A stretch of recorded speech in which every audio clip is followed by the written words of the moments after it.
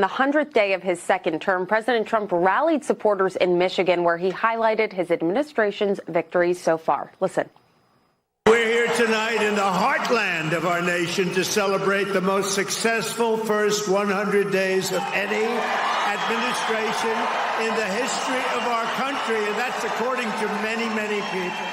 I ended all of the lawless so-called diversity, equity, and inclusion. And I made it the official policy of the United States government that there are only two genders, male and female. I banned men from competing in women's sports. I signed a historic executive order to begin the process of eliminating the Federal Department of Education. The president also spoke about his plans moving forward. To further rebuild the industrial bedrock of our country, I've imposed 25% tariffs on foreign aluminum and steel. It's keeping our steel mills going. We're ending the inflation nightmare, the worst that we've had probably in the history of our country, getting woke lunacy and transgender insanity the hell out of our government. We're stopping the indoctrination of our children, slashing billions and billions of dollars of waste, fraud, and abuse. And above all, we're saving the American dream. We're making America great again, and it's happening fast, too. Meanwhile, Senate Democrats held an anti-Trump all-nighter on the Senate floor in protest of the president's first 100 days. This is a threat to our democratic republic. He's acting like a king, a mob boss, a wannabe dictator. He said he wanted to be a dictator on day one. It looks like he's extending it. The turmoil and turbulence has produced confusion and, yes, anxiety, deep fear and apprehension about the future of this country. Unimaginable amount of havoc and harm President Donald Trump has caused for Wisconsinites. Today, President Trump will kick off day 101 of his administration by meeting with his cabinet back in D.C. Hey, hey, hey! Guess what day? Guess what? Guess what? I'll tell you the tale of Trump's first 100 days. The left is throwing a fit of rage. They belong in a cage. Like those border crossers, tariff money in the coffers. We're bound to take Canada and the Panama Canal, la la. Turning Houthis into smoothies as Elon went for the jugular. The Department of Diversity shutting down the Ivy Leagues. And guess what? Guess what? Everything will be okay. Guess what day? What day it is? It's hump day. Get it on. Hump day.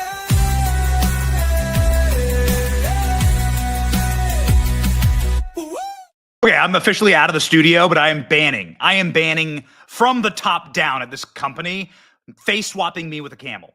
I have never seen a greater abomination. I hope my kids weren't watching. Jerry, you are banned from face swapping me with camels. No more face swap. I'm not going to allow it. I'm not going to allow it. Broadcasting here from the teeny little studio hotel in Los Angeles that we are staying in. We are live right now today, hump day, Wednesday, April 30th, 2025, day 101 of President Trump's golden era. Ladies and gentlemen, live soon, we will have a cabinet meeting with Donald Trump and his entire cabinet. We're going to take that. It's always entertaining. Also, one of our friends, Jack Posobiec, got assaulted and incited by a member of Congress. One of our least favorite members of Congress. His name's Jamie Ratskin. You will remember Jamie Ratskin from impeachment hoaxes and January 6 hoaxes. Oh, baby, Jamie Ratskin might be in some hot water. We're going to cover it today. Trump also torching ABC News live to their faces inside of the Oval Office. A great interview that we that dropped after Trump's rally was live yesterday. So we were live yesterday for the rally, and then that interview dropped. Man, this thing is thermonuclear. We're going to cover all of it all with Senator Mark Wayne Mullen on the show. Hogan Gidley as well on the show. My name is Benny Johnson, and this is The Benny Show. Ladies and gentlemen, the golden era. Here we go. It's going to be very interesting times. We are not haters. We are people that want we want a portion of our portfolio to be security, right? Like we want there to be. You should always diversify your portfolios. You should never go all hard in on one asset class, and that is why, even at a relatively young age, I began investing in gold. Gold has outperformed pretty much everything else in my portfolio. That's just a matter of fact. I'm not going to reveal my private financial records, but I can tell you can just follow the markets. You just see what gold's trading at right now. Gold is when there are major changes in the economy, gold is a safe haven. And there's going to be major changes in the economy. This isn't a surprise to anybody who's been following President Trump. Major changes, Advantage Gold can help you out. Advantage Gold has made sure that I have a hedge against crashing crypto markets or up and down roller coasters in the stock market. Gold and silver is my hedge, and it's been performing great. And of course, this is the golden era. Okay, so think about it. Join Advantage Gold and me on April 30th at 7 Eastern for the Gold and Silver Summit, where you'll learn to build your own strategic wealth reserve. That's tonight, 7 p.m. Eastern Standard Time. They're giving away $100,000 in free silver. Each person can claim up to $1,000 in free silver plus $300 in bonuses when you qualify. You must attend live to learn how. Text Benny to 85545. Benny to 85545. Don't wait for the next crisis to hit. Text Benny to 85545 now. Data message rates apply. Performance may vary. Always consult your tax and financial professional. It's part of what I'm going to be doing out here in Los Angeles. Okay, why are we in LA? Why are we broadcasting from this funny little hotel room? Please put up the video that we shot yesterday from the car, because I don't like traffic, and I don't particularly like California. But Gavin Newsom was bragging that California is like the best state in America, and as a Floridian, I took that personally. Okay, and I took that personally. We're going to do the meme here. So we came out here to do a number of things: to go on our friend Adam Carolla's show, which we're going to do right after this, to speak at CPAC, to go talk with Chef Gruel. Oh, this is going to be weird. It's going to be two Bennies talking. Okay. Well, the point is, I just wanted to show you one thing. Just zip through the video. I want to show you guys the homeless encampment. I want to show you, like, there it is. Thank you. It's the first couple seconds of the video. It might be a little hard to see. We're going to go capture it a little better. That's the Water and Power. That's LA Water and Power building. Okay. This is just me driving to my hotel. Right there. Pause. Thank you. This is the LA Water and Power building. These are the people responsible for the fires. They're responsible for the cleanup. They're responsible for the fact that there was no water in the fire hydrants here. And what do you notice there? And it is a little bit hard to see. We're going to go capture it. Trust me. Trust me. We're going to go get this. There's a massive homeless encampment, blocks long homeless encampment all around this building. These people are responsible for cleaning up after the fires here in Los Angeles, and they can't even clean up their own home. There was like a multi-block, massive homeless, lean-to, shantytown, drug abuse, filth pile all throughout their building.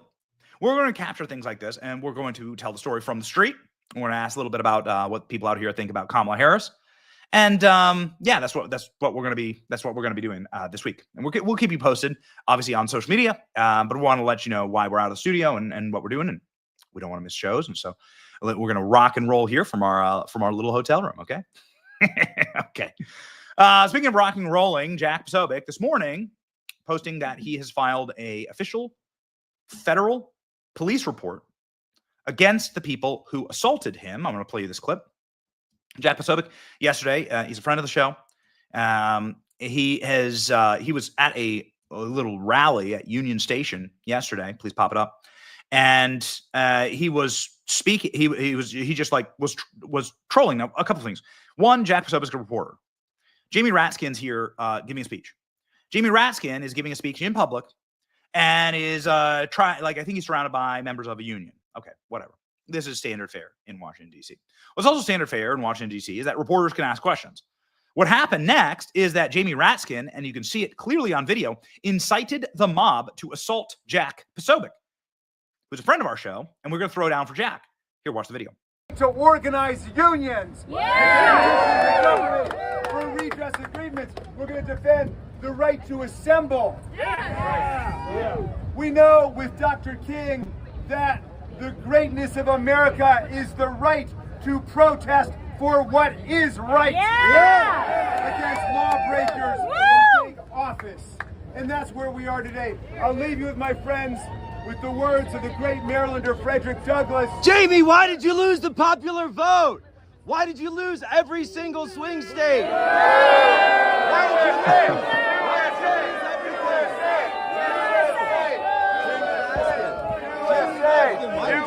Get off me. Sandy, look at this. Why did let me talk? Let me talk. Let me talk. It's not fake. Look at this. Look at this. Look at this. Look at this. Look at this. They're assaulting me, motherfucker. Why'd you leave?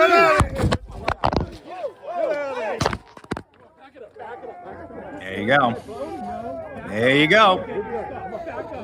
Jack says, I have filed a full police report with federal law enforcement. Let's pop that up, please. And then also the screenshot of Jamie Raskin inciting the mob. This is incitement to violence, clearly. I filed a police report with federal law enforcement, says Jack. And then you can see here clearly in the follow-up tweet that he is, Jamie Raskin is literally pointing at Jack to sick union goons on Jack. So at what point do we charge Jamie Raskin? Not a good idea, by the way. First off, your name is Raskin, and that's because of, well, the toupee that you wear. And I mean, on some level, I like it when people have their comic book names. On some level, it makes it easier to remember. But this is Jamie Raskin, who continually drones on about the rule of law, continually drones on about how federal officials should conduct themselves. And this seems like Jack has him dead to right on assault charges. We'll have to see. But there's a brand new sheriff in town, Ed Martin, who's the U.S. District Attorney, and he doesn't take these kind of things lying down. You can see how Donald Trump handles it differently. Do we have, I'm going to skip here to the President Trump calling out last night at the rally. I want to skip to Donald Trump roasting the protester. Here we go, clip K. Notice the difference here between the way that Donald Trump does it and the way that Jamie Raskin does it, please. You know, he was in North Carolina. He did so great. What's the problem over there? What's the problem? Is that a radical left lunatic? He's just a child. All right, get him out. Yeah. Oh, I'm sorry. I'm sorry, ma'am. I thought it was a guy. Thank you. And she now has to go home to a mother who's a big Trump fan. Her mother's watching. I'm sorry. I'm sorry. I said he, and it's a she. I'm sorry. It's the most violence you'll get from a Trump rally. The most violence you'll ever find at a Trump rally is Donald Trump misgendering you. That's what happened to Donald Trump. Go home to mommy. You're a she. He's a he. Whatever. Go home to mommy. And then, you know, what happens is they usher the people out. They have good security, right? And it's the people you don't want to mess with. It's amazing to me that it's only at left-wing rallies where people who are reporters or independent journalists like Jack or Alex Rosen here, I'm going to show you a clip that I love playing. It's of Hillary Clinton speaking at a mayoral race in Houston. And Hillary Clinton is campaigning here, and an independent journalist named Alex Rosen gets up and asks Hillary Clinton for the first time ever, why is your husband on Epstein Island? Why was your husband doing trips to Epstein Island? Why was he on Epstein's jets nearly 30 times? Notice you want here. Yeah, please. No, who's I'm just going to talk a little bit over it. Hey, Hillary, why'd your husband visit Epstein Island 26 times? So, okay. Obviously he's going to ask, you can ask this stuff. It's an interesting question. It's something that Hillary should have to answer for. But what's fascinating to me is the response. Have you ever seen any left-wing protester treated like this at a Trump rally? You ever seen anything like it? You ever seen anybody, like, they rip his shirt off, they drag him, 7 or 8 guys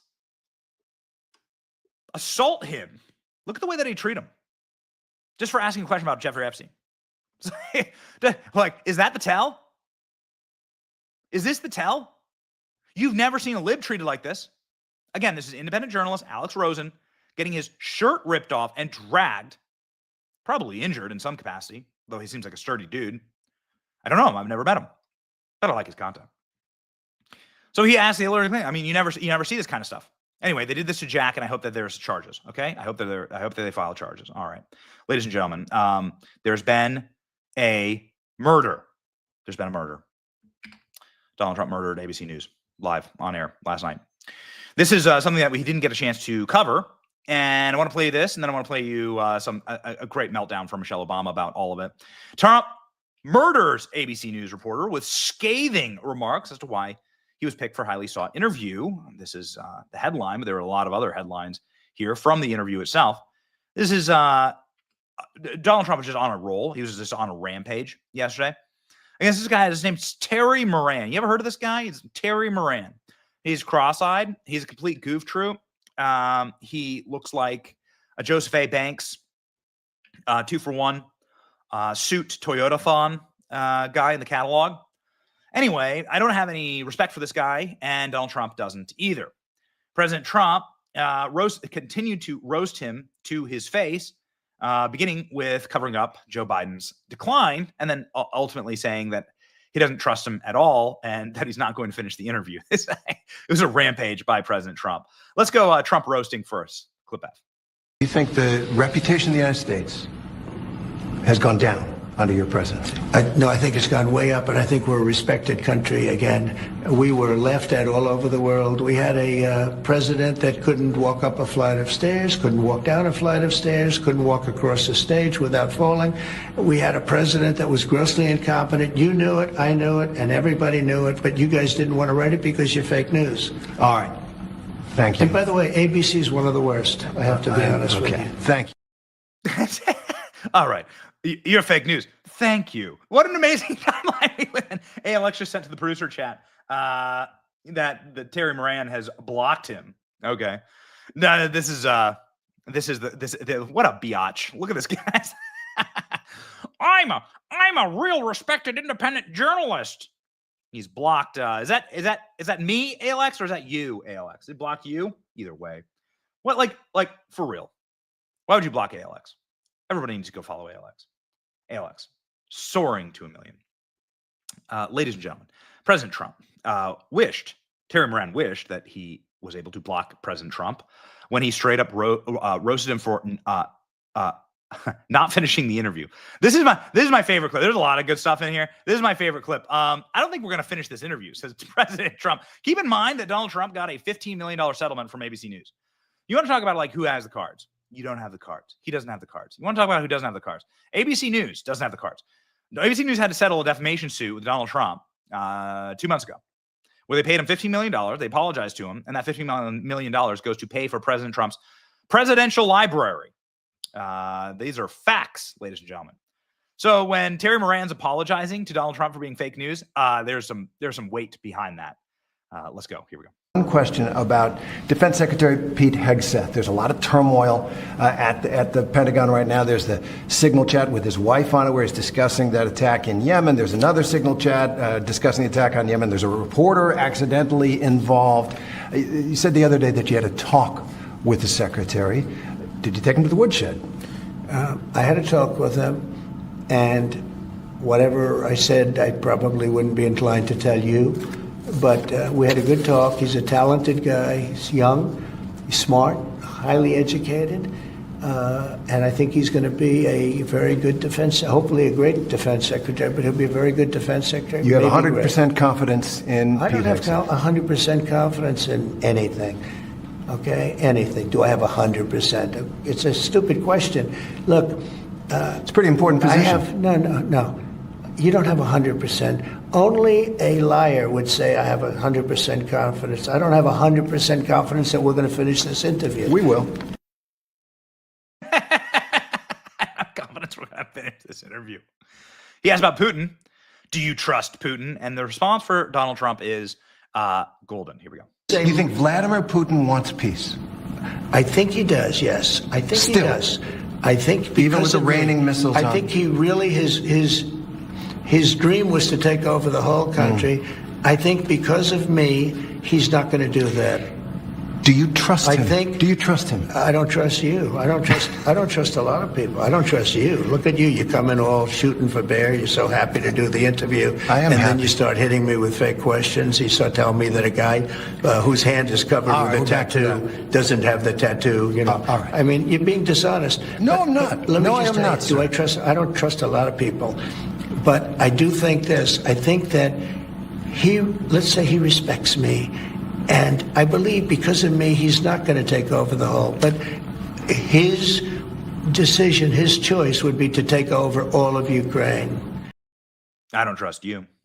He talked about the fake tattoo question. Now, I want to make sure that we put this up. Can we please grab that photo of the man's tattoos?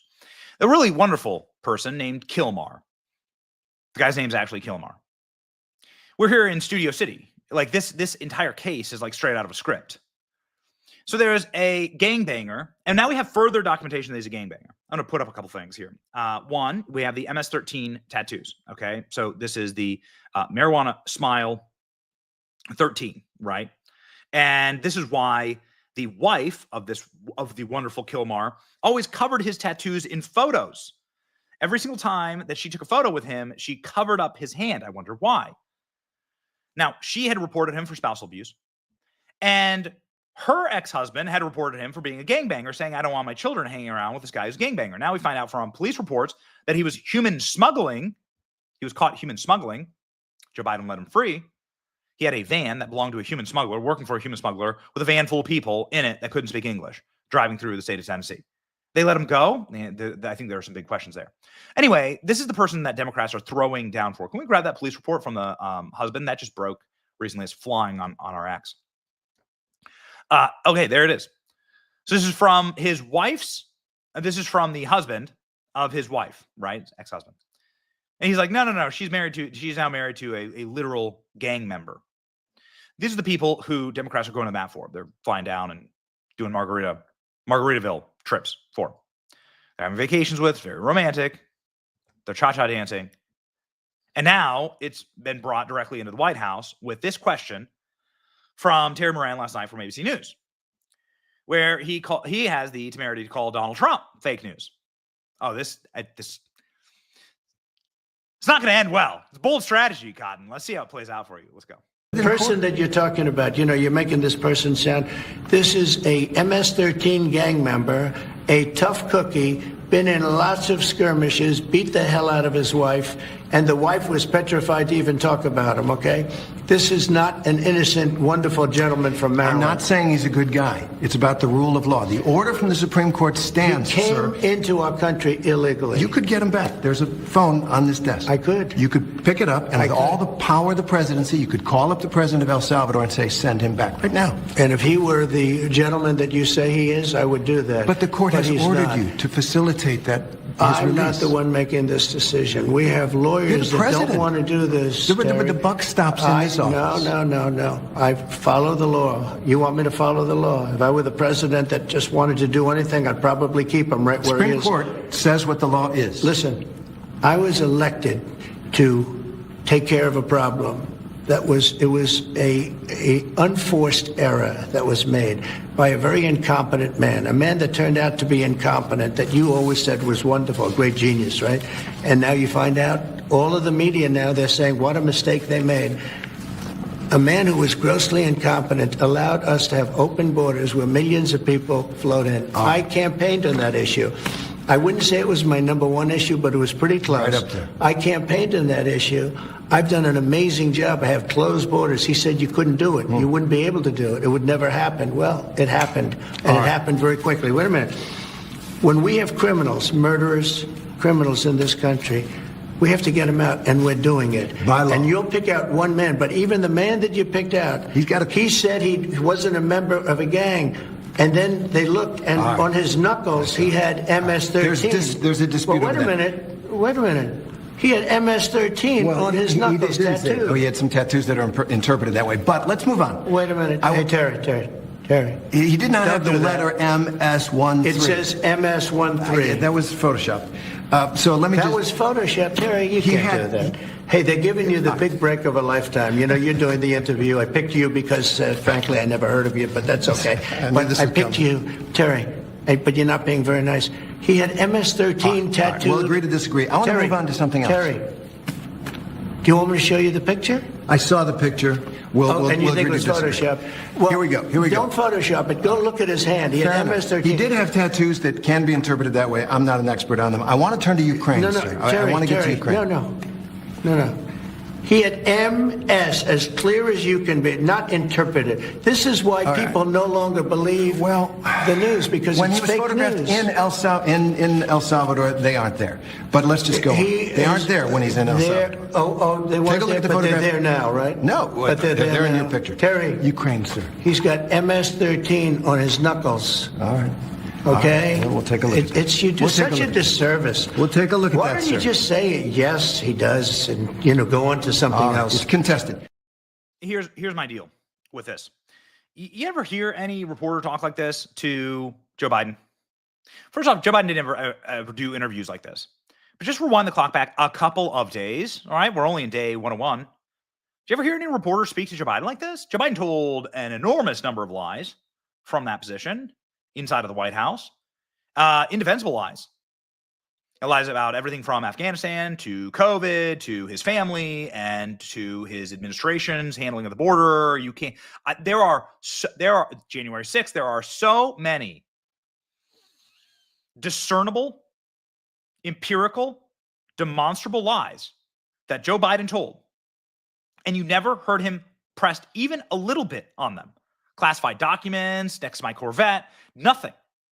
You never heard like the slightest there was never even the slightest friction between the press and Joe Biden, because they know that he'd like collapse like a house card. They know he doesn't have the mental capacity to do it. Donald Trump's like shadow boxing. It's like watching Muhammad Ali just like warm up. It's great. I think it's great. Donald Trump's just like the Floyd Mayweather of shadow boxing in these questions. I think it's fantastic that Trump does these interviews. I think it's great. And it shows that Trump is clearly on his feet and ready to spar. And Trump gets the better of these exchanges. Breaking news from here, Kilmar Abrego Garcia, accused of being gangbanger in 2018 court documents in latest claim of MS-13 affiliation. Would you look at that? We actually have the court documents. We have the official stamps. We have everything. So the dude was a MS-13 member. Rule of law, right? Remember, rule of law. Okay, well, here's the law. Here's what it says. Here's the official court documents about Abrego Garcia. But ABC News is in the White House, like, arguing on his behalf. Okay, got it. President Trump forces ABC News into admitting that he has won. Not just won his defamation case against them, where they had to pay out $15 million and apologize to Donald Trump and fund his presidential library, but that he has won on the border. This is a good one. It'll tie directly into some breaking news about Michelle Obama. Goodness gracious, I cannot believe this. My producer chat is melting down right now. Let's go. Let's move on to immigration. And as you said, it is an undeniable fact that illegal crossings at the southern border have plummeted, a staggering decline. But there are questions about your methods. And so I want to ask about my message? Methods, about your methods, how you're accomplishing they seem to work. Do you acknowledge that under our law, every single person who gets deported gets a hearing first to make their case? Well, are we talking about people that are citizens of our country or not? No, you aren't deporting citizens at this point. Well, let me ask you, did they get hearings when Biden allowed 21 million, because I think the number is 20 million people to flow into our country? You had 21 million people that came into our country through a stupid open border, and they were prisoners, and they were people that you don't want in many cases in our country, right? They came from all over the world. They came from the Congo. They came from South. They came from all over the world. We're talking about some of the roughest countries in the world. They had here, including terrorists, by the way. Now, but did we give them a hearing when they came in? Well, the law requires that every single person who is going to be deported gets a hearing first. Well, do you acknowledge that? I'll have to ask the lawyers about that. All I can say is this. If you're going to have 21 million people, and if we have to get a lot of them out because they're criminals, we're going to have to act fast. We can't. Do you think we can give 21 million trials? Let's say each trial takes 2 weeks. Is that what you want us to do? The law give is 21 the law, million? sir. The law is the law, and you're the law sworn doesn't to say anything uphold it. about trials. No, not trials, hearings. I said These hearings. people came in, they're not citizens. They came in illegally. They came into our country illegally. And we have to get them out. There's a legal process for that. I can't, sure, and we follow the legal process. I can't have a trial, a major trial for every person that came in illegally. We have thousands of murderers that came in They're going to murder people. They already have murdered people in our country. Right, so we have to get them out, They're and we have to bad get them guys, out fast. really bad guys. But in our country, even bad guys get due process, right? If people come into our country illegally, there's a different standard. These are illegal. They came in illegally. But they get due process. Well, they get a process where we have to get them out. Yeah, you get a process. Your process is deportation processing, obviously. Now, there is some breaking news right now about Michelle Obama saying that she's a man. Oh, okay. Great. I'm very glad, ladies and gentlemen, that I pack an enormous amount of caffeine to bring with me on these trips. It is a different time zone. Blackout Coffee travels with me everywhere.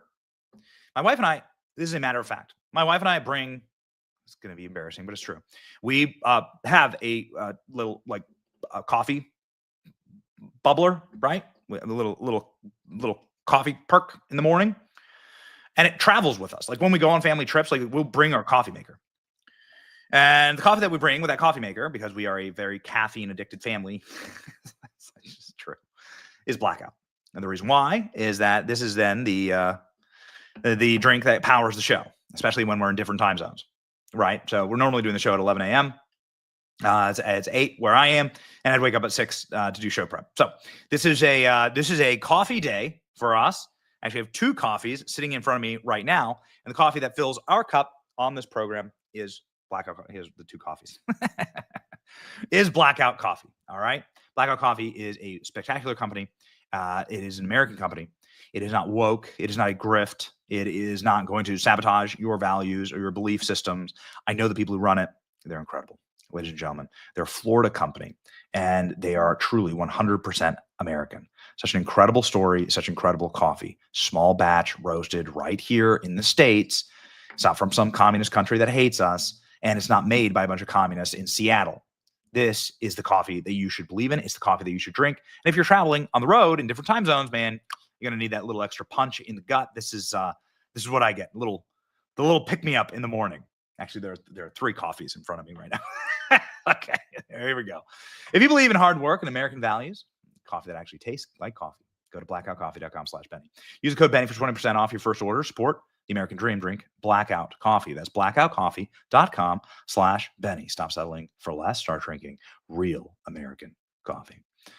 All right, ladies and gentlemen, this is very interesting. I'm very glad I had my caffeine because of the news cycle that's about to break right now about Michelle Obama. Michelle Obama saying, and I quote, please pop up the screen, Glenn. Michelle Obama, you're raising a trans kid that warms my heart as a black man. Well, let's go ahead and listen to the clip, shall we? There's no way this is an accurate quote, is it? Let's go. I wanted to talk, Marlon, a bit about, just so proud of how you are being a role model for dealing with a child that's transgender. Absolutely. And that's, that warms my heart, particularly as a black man. Would you care to share that journey of... Well, I learned... Oh, okay. So is that it? Okay. Is that it? Is it that Michelle Obama's talking about... Is Michelle Obama talking to Marlon Wayans as a black man? I think that this is open for interpretation. It's like, okay. Oh boy. All right. Well, there's your internet trend for the day. It's okay. Yikes.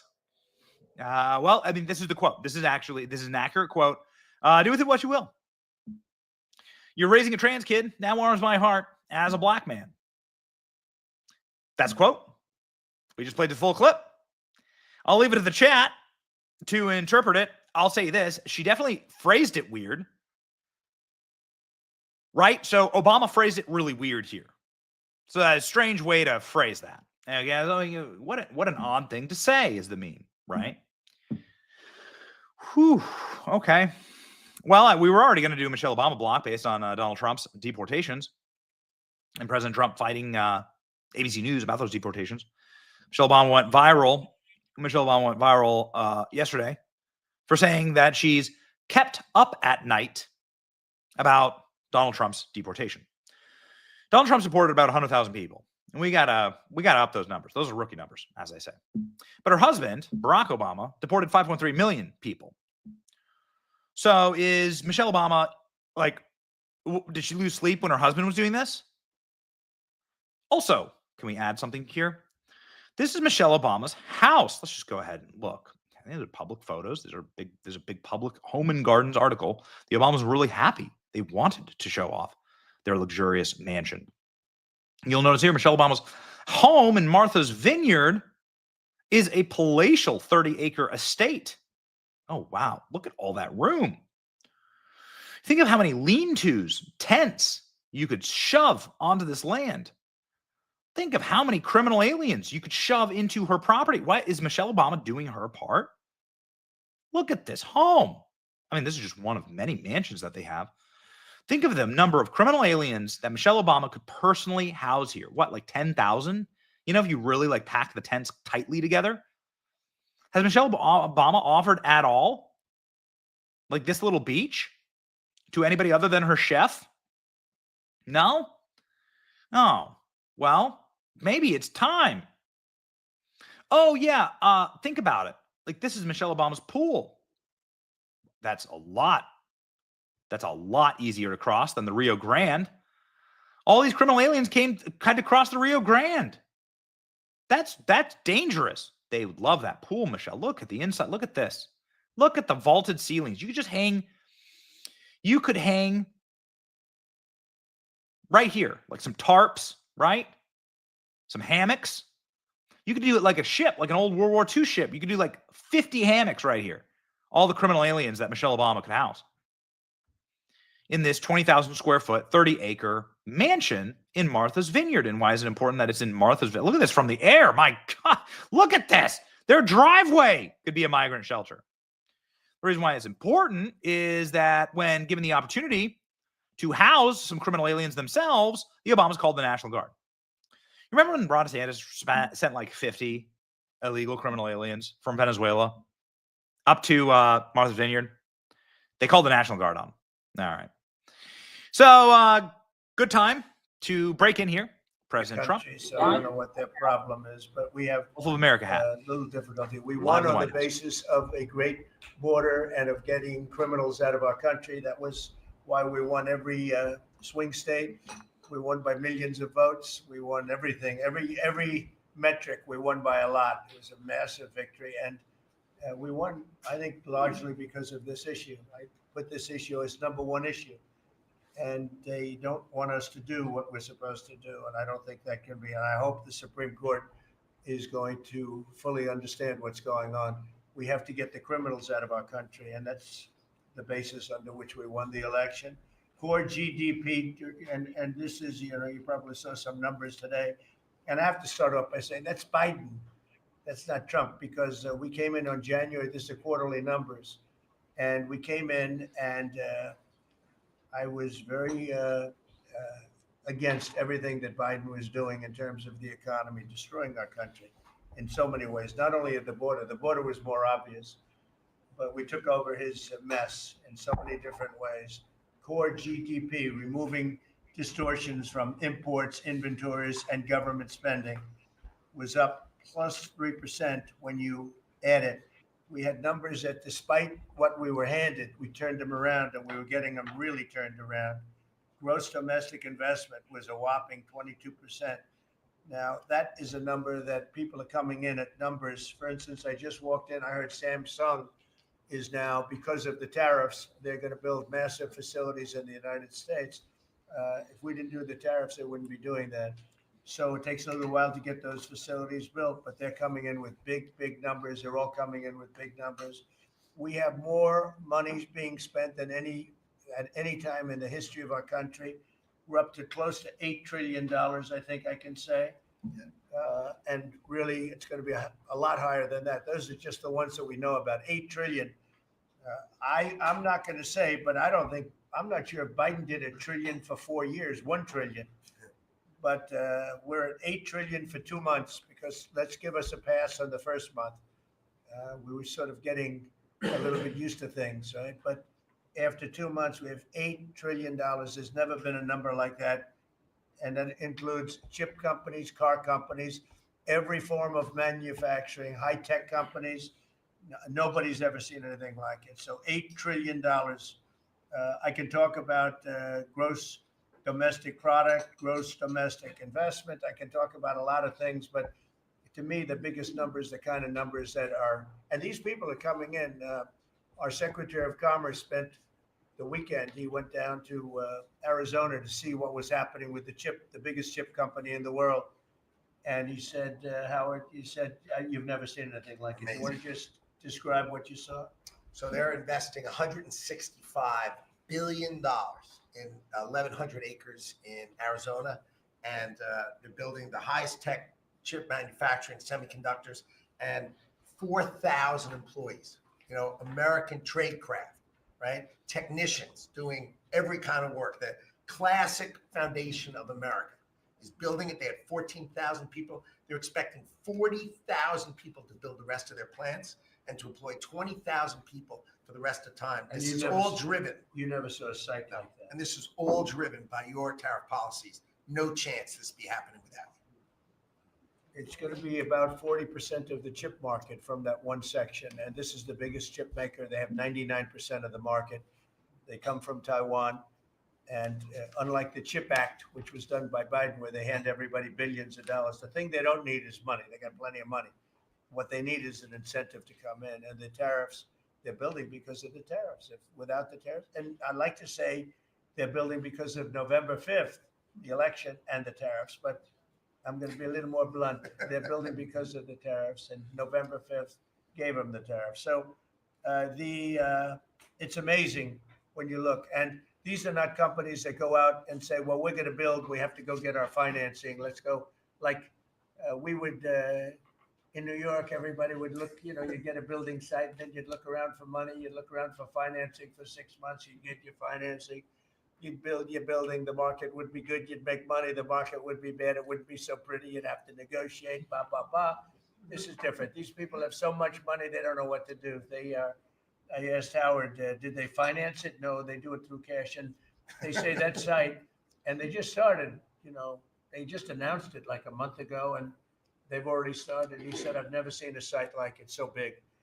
So, you're talking about essentially a $50 billion building. Now, if you build a warehouse for $50 million, that's a big warehouse, Scott. But a $50 billion building, that's a lot. They're building the electric, they've become a utility. And I'm giving them the right to become. They're going to build their own electric. They're going to build their own electricity, which they need tremendous amounts of electricity. They're going to build it themselves. Anything they have left over, they'll hook that into the grid. But the grid is old and they're unreliable, and bad things can happen to grids. I said, if you want, you can hook into the grid, but that's a little bit risky.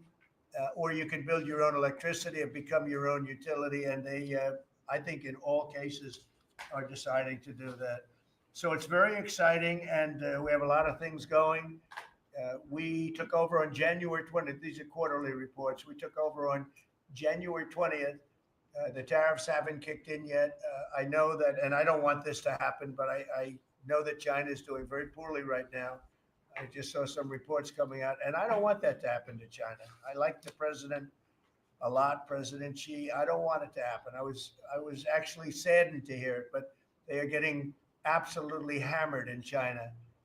And, they're sending boats, the biggest boats in the world, carrying cargo like nobody's ever seen before. These are the biggest boats in the world, biggest cargo ships in the world.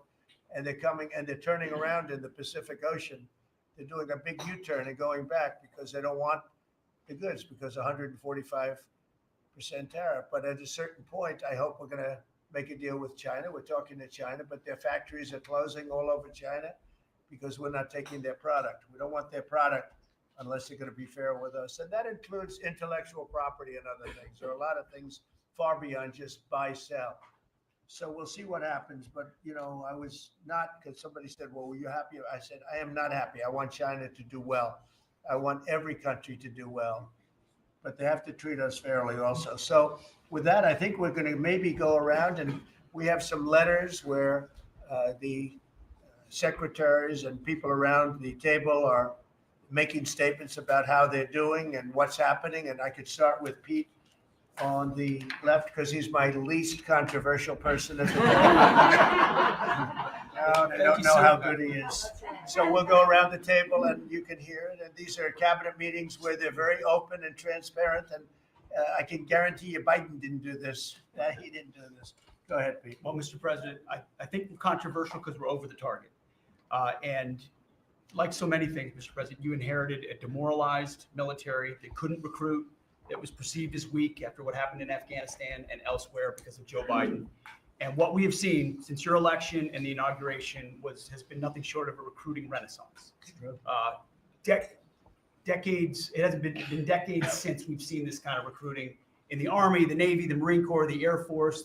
The men and women of America want to join the United States military led by President Donald Trump. And the police, by the way. Absolutely. And fire. I always mention the fire, but the police and fire, likewise they have waiting lists now. And 6 months ago was a disaster. Truly historic. We can barely absorb the volume and retention as well. Men and women in the military who don't want to get out now that they have a real commander-in-chief. We're reinforcing standards. We're going to be fit, not fat in our formations. We welcome back all the folks who were forced out because of the COVID mandate. We've ripped wokeness out of the military, sir, DEI, trans, and it's Fort Benning and Fort Bragg again at the DOD. We're rebuilding the military, sir. The Golden Dome is well underway.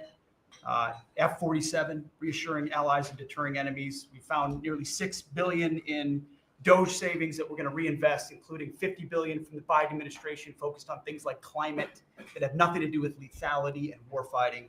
And we will have, as you said, sir, the first $1 trillion budget that we plan to spend wisely on behalf of our warfighters.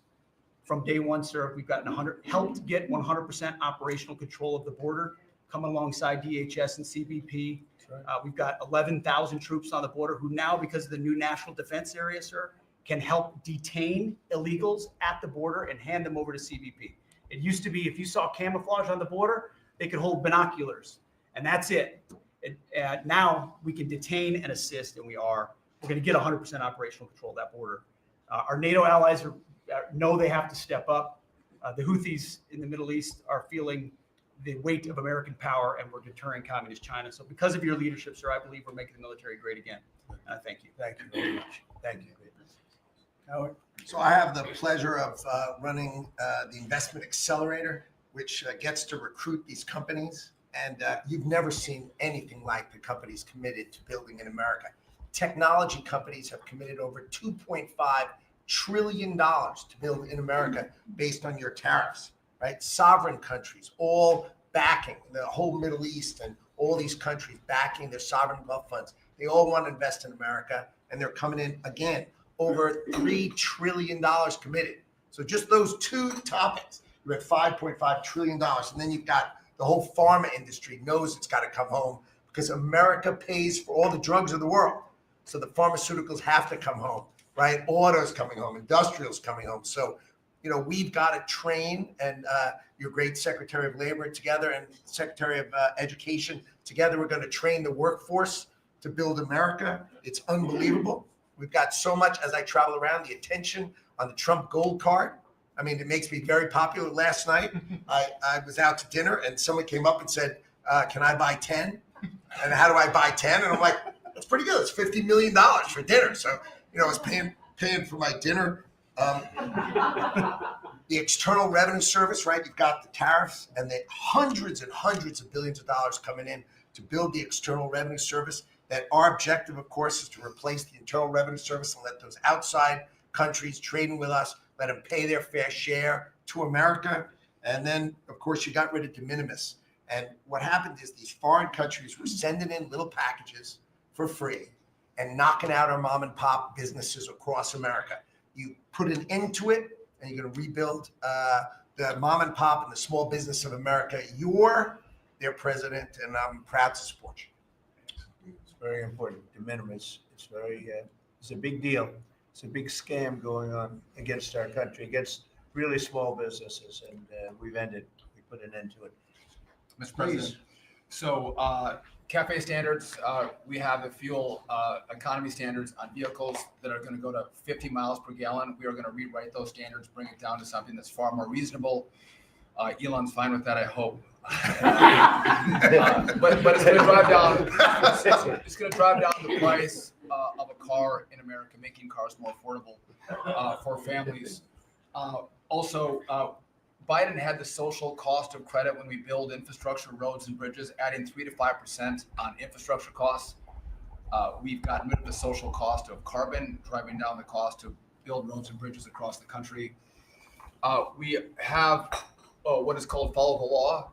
So we have so many states and municipalities that don't follow the law. So whether it's DEI, discriminating against Americans, whether they give illegals driver's license, or their sanctuary cities or states, if you don't follow the law, if you're giving license to illegals, if you're having DEI policies, we're not going to fund your projects. So you got to certify in your state or in your city to get road and bridge money or rail money that you're actually following the law, which includes the executive orders from you, Mr. President. We're cutting back funding. We send research money, Mr. President, to universities to do research on more equitable and sustainable transportation systems. Projects that'll use data and public opinion to inform policy and infrastructure and technology benefiting diverse communities, including women and gender nonconforming people. Just stupid wastes of money. We're pulling that money back from universities. We should do good research if we're doing research in universities. And then one last thing, air traffic control. We don't have enough air traffic controllers, about 3,000 short. We're working on an agreement with the union. So when controllers become retirement eligible, we're going to cut a deal to try to get them to stay longer, stay in the tower. And then we have a plan to put more butts in seats in Oklahoma City, so we can get more students through the academy and into towers as well. It's going to take us a while to do that, to train them up, but we're in the process before our 4 years are done. Well, before that, we're going to be at full capacity. Sean, you want to tell them about, I think we have to bring it up. We have very obsolete equipment for air traffic controllers. The equipment, the towers have horrible equipment. It's been renovated for years. The money they spent over the last 4 years, this Buttigieg did a horrible job. They wasted billions and billions of dollars hooking up wire equipment to non-wire equipment to satellite equipment. And a third grade student would know it doesn't work. You can't work. They wasted tens of billions of dollars. But we want to put a brand new air traffic control system in, and you might want to describe that, please. You and I have talked about this. It's a state-of-the-art system, envy of the world. And listen, our system is safe, but you would have hoped someone would have seen that there's a problem with fixed-wing aircraft and helicopters coming in at DCA. Someone should have seen that before we lost almost 70 lives. It's our job to look and see that we have an aging infrastructure around air traffic control. And so if we don't build a brand new system, there's going to be failures and people will lose their lives. And so we need the help of Congress to help fund this, but it's going to be all brand new. And after you build a brand new system, we have the bedrock and the foundation to actually build on top of it. But no one has done this, Mr. President. There's Band-Aid fixes that have happened over the course of 20 years. You can't have a Band-Aid fix. It doesn't get done. It has to be brand new. The technology, it looks like it's out of a 1980s movie. Old computers, floppy disks. We're using copper wires, not fiber. So there are great solutions we have available. That, and by the way, everyone's sick of their delayed flights or their canceled flights. We have more capacity in the airspace, and if we build this brand new system, what you'll have is more efficiency in the airspace, and it will be safer. So the economy will be stronger. We can have more flights and less delays. So I appreciate your support on that, Mr. President. Rebuilding that is very important. You wouldn't have had the helicopter crashing into the plane at 400 feet up when it's supposed to be 200 feet. That would have, bells and whistles would have been gone over, and you would have heard the screaming equipment saying there's a problem coming up in 15 seconds. You got to do something about it right now. And it would have also sent the word right into the helicopter, because I guess you'll be doing the full report on that. But it was pretty obvious what happened. And there was supposed to be at 200 feet. There were 400 feet. and a terrible thing. And that wouldn't have happened if we had the right equipment. If we had the right equipment, you would have heard bells and whistles going off, and it would have alerted them long before that would have happened. 2 minutes before, it would have had a lot of time. So we have to do this. We have no choice, and we're going to do it. We're going to be very proud of it. They did old equipment in new equipment, and you can't hook in old equipment to new equipment because it's different. Some is satellite and some is ground. The satellite doesn't work. This man would know that better than anybody, but you can't hook up a satellite system to a ground wired system. And if you do, you're wasting a lot of money. They spend billions. This is Buttigieg. They spend billions and billions of dollars trying to patch a system together. They had hundreds of different contractors, and the contractors were all fighting with each other. We're going to have one great big contractor, like the great big beautiful bill, which is going along very well. I guess I like great big beautiful, but we're going to have one great big beautiful contractor, whether it's maybe Raytheon, maybe IBM, maybe it could be any one of 4 or 5 different groups, but you put one in charge. They're very big, very powerful monetarily, and they give you a guarantee, and they hook up everything. They do every single thing. So they're responsible for the digging of the ditches and the fiber and every single element. And it's one system that's hooked in. It's not all these hodgepodge systems that don't work together. And it's just a shame.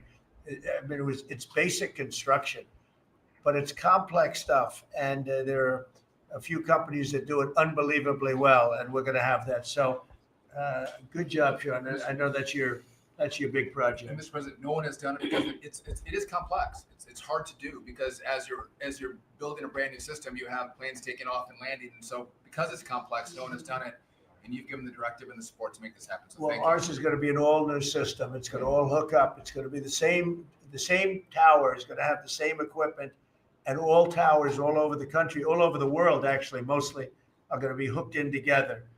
And when there's a problem, when planes are too close, you will hear a sound that's very ear-shattering. And I've heard it, and it's amazing. I mean, honestly, it's amazing. It's real genius stuff, and we didn't do that. What we did was just waste money. You could have just thrown it right out the window. What they did in this last 4 years was disgraceful. Whether it was the border or this, you name 100 different things. The worst administration ever. Okay. Thank you. Mr. President. Secretary, thank you. Yeah, Mr. President, thank you. And I think one of the things that I want people to understand about the VA is we're part of the national security interests you have, and you've laid the groundwork for that leadership and making sure that with the Secretary of Defense and myself, we take care of veterans on 2 ends, one when they come in and one when they serve and they've earned the benefits that we have. And one of the things is if we're not doing our job on our end, then the recruitment and all goes down on the other end because we have a full spectrum. That's what leadership is about. What we found, speaking the last 4 years, is we found an administration that wanted to throw money and people at problems, but they didn't want to put leadership in. They just put money and people at it, and we saw wait times stay the same. We saw issues of suicide rates, death by suicide, not change. We saw a homelessness issue barely go down. We saw disability claims skyrocket when you took place, over 250,000 back dislodge, which we're already bringing down almost 40,000 so far just in the last couple of months. But we've also put back what you, and I was in Congress when this happened, and I was glad to see it. The Mission Act is back front and center at the VA. We're actually doing community care. We're actually giving the veteran the choice that they've earned and they deserve, whether they can get their VA care inside our facilities or in the community. It's their choice. It's VA care. We're going to give them the highest quality care wherever they want to go. Also, we're expanding out options for treatments and others for those that are new. We're experimenting and looking at new counseling ideas, all new drug techniques that we can help with PTSD, TBI, the things that are affecting our veterans right now. But also, we've taken the leadership to take people and bring them back into work where they're actually communicating. They're back in our offices. We put thousands of people back in. We're processing more claims daily than we were in the last little bit, hit 1 million before has ever happened, and we're actually bringing it down. I've actually taken our deputy secretary, and he is actually having a strike force now to bring down that disability claim, plus our regular work that we're having done. We've also taken almost $300+ million and taken it out of contracts that we've all heard about so far. We were doing contracts for meeting notes and PowerPoints. And if our folks didn't know how to do meeting notes and PowerPoints, go online and learn yourself. We're not going to pay for it anymore. And we took $360 million to put it back into community care and also our health records management system that we have. We've opened 6 new facilities just in the last little bit so all the media who wants to talk about how we're hurting healthcare, we just opened 6 new facilities. By the way, thank you. You're welcome. As we go from that, we continue.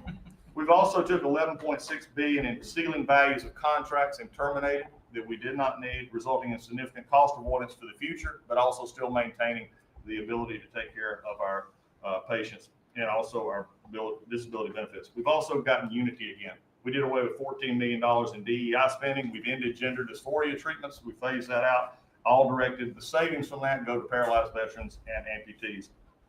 We've also continued to work toward, as you've, in anti-Semitism and also anti-Christian bias that we saw. The biggest thing, though, Mr. President, I want to state is you told me when you said for me to take this job, you said take care of my veterans. Well, we've done something in taking that step forward. The veteran is back first at the VA. The VA is not about itself anymore. We're not a self-feeding animal. It's about a service organization that takes care of one of the best we have, and that's our veterans. And that, Mr. President, we're just getting started. Thank you, Doug. How are you doing with the suicide rates? We're getting, it's tough, Mr. President. That's something that we're looking at. This is something that we've had $588 million has been spent over the last 4 or 5 years to be prevention, and yet the number stayed at 17 or 21, wherever you want to have it. We're now opening that back up, taking in nonprofits. We're bringing in others who have things that are actually looking at. I worked with Secretary Kennedy and others on the idea of we're opening up the possibility of psychedelic treatment and others that give us an opportunity. We got to research it, make sure it's good, but it's opening up that possibility. And I think, again, veterans are understanding now that we're putting them first. When I go to these hospitals, they're actually coming up saying, thanks. We're back in where we need to be, and we're seeing a workforce develop. So suicide is going to come down. It's also going to take some transition stuff that your Secretary of Defense has been very helpful on. We've got to transfer them out of the military so they come to us better, but we're working on that. Good. There you go. So, thank you. Jameson? Mr. President, it may come as a surprise, but this has been the busiest 100 days in the history of the By the way, in history, you know, this is the biggest deal ever done. If you sold IBM, ExxonMobil, and 5 other companies together, it's peanuts compared to what we're doing. This is the biggest deal ever done financially in the history of the world. And I think we're doing great. You're going to see some big, big results. Go ahead. And I'll just say something that Secretary Duffy said in his context, because it's complex, no one has done it. So this is something, a reordering of global trade that hasn't happened since the end of World War II. And it's long overdue because we've seen manufacturing offshore under the old global trading system with the net result of the global trading system is that all the manufacturing goes to Asia and other places. That's a system you have to replace. That's what you're doing. They said you wouldn't be able to do global tariffs. We did it. They said everyone would retaliate. No one retaliated outside of China. They said no one would come to negotiate. We're talking to dozens of countries. They said no one would have offers. We have dozens of written offers. We have lots of countries in this week. This is like a break for me to come. You have the list with all the countries that want to negotiate. Sure. They all want to negotiate. They want to make a deal. Don't zoom in on this. Yeah, this is like a tracker, right? We have all these columns of which countries have come in, when we started negotiations, who gave us an offer, are we in technical talks, and when do we expect to have deals done? Those are some weeks out, but we're working very quickly on this. Thank you. Thank you, Jameson. You're going to have a lot of fun for the next 3 weeks. It's fun. It will be fun. Mr. President, the last 4 years, the world experienced a total lack of zero leadership under Biden, and then we've had 100 days of your leadership with respect, with strength, starting with there'll be all hell to pay if you don't let our people go. Dozens, over 40 Americans have come home under your leadership. Far more terrorists are no longer threatening the homeland under your leadership, pulling all of these agencies together, including the evil individual responsible for the Abbey Gate bombing, and to sit with the 13 Gold Star families, and you showing that follow-up and that justice has been incredible. But pulling this great team together, Mr. President, everything from revitalizing shipyards to cyber to space, that takes this entire team working together. It's an honor to serve you in this administration, and I think the world is far better, far safer for it. Amen. Thank you very much. The Abbey Gate is really important. This was a horrible thing. Destroyed the image frankly, of the Biden administration. What happened there was a disgrace. It should have never happened. And Pam is working very much on prosecuting that person. We have the person, and he'll do well. I have no doubt about it. Thank you very much, Michael. So the CIA, I don't know, Radcliffe, I don't know if he's going to say anything. He's probably the one person here that's not allowed to talk about the great job he's done, but go ahead. Mr. President, as you know, at your direction, the CIA has deployed our unique covert action authorities in various places and continents to successfully advance your national security and foreign policy priorities, to advance peace, to end wars, to take terrorists off the battlefield, and to keep illicit drugs from coming into this country and harming Americans. Unfortunately, as much as I would love to detail your accomplishments in that regard, we can't do so in front of this crowd. But you and I both know, Mr. President, that you have had a profound positive impact on America's national security posture, and Americans are safer because of your leadership. What I can talk about publicly is, as has been mentioned, the CIA provided the intelligence that led to the apprehension of the Abbey Gate bomber, who is now being prosecuted by our great Attorney General and providing a measure of justice to those 13 families that suffered as a result of that disastrous Afghanistan withdrawal during the last administration. In addition, at your direction, Mr. President, the CIA has negotiated and secured the release of Americans like Mark Fogel and Ksenia Carolina, who have been wrongfully detained, sending the message that you will forget about no Americans that are being held in other places unfairly and unjustly. And finally, Mr. President, the CIA is being restructured at your direction to focus on our core mission and to eliminate the well-documented politicization that has taken place in the intelligence community from bad actors in the past, to focus on our core mission and to make America safe again. Thank you for the opportunity, Mr. President. Good job. You're doing a great job. Thank you very much. Russell? We're obviously involved in a number of budget bills that are moving, trying to make sure all of your priorities are reflected in the reconciliation, working on our upcoming budget. Wonderful job by the entire cabinet on that front. Details soon on that front. Sending up precisions bills to Congress for things that Elon has found. But the regulatory aspect is something we don't talk about enough. And right now, you've given us a goal of 10 for 1. We are working right now with all of the agencies to rack up how big of a deregulatory agenda that we can have. When you came into office, you basically stopped $200 billion in costs to American families just by stopping the Biden regulatory agenda. That's about $2,000 per family. We think when we're going to hit these 10 for 1 goals, that we could be in the neighborhood of about $900 billion in savings to American families. That would be substantially bigger than that $2,000 number. And the point that I would make, in addition to just savings cheaper to the American people, there's an aspect of wisdom when you're enforcing these rules that comes into play. And I'm your regulator for the Consumer Financial Protection Bureau, and we found this small mortgage lender in Chicago. His name is Barry Sterner. He had a firm called Townstone, and CFPB had gone after him because he complained about crime in Chicago, literally the same thing that the Democrat mayor had talked about. And they came after him for 7 years on a redlining disparate impact claim and ruined his life.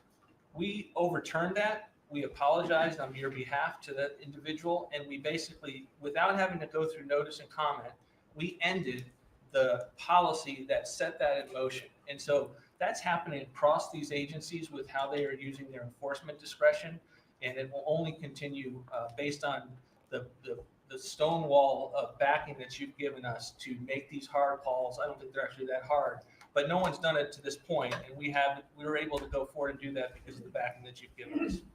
So maybe the biggest thing we're working on, maybe bigger than tariffs in a certain sense, is we call it the One Big Beautiful Bill. And that's wielding its way right now through the Senate. And John Thune has been actually amazing. And the speaker has been so great, Congress. Mike Johnson has been really two guys that they get along great. And it's just been a beautiful, unified attack, really, because we have to attack because the Democrats are trying to stop it at every turn.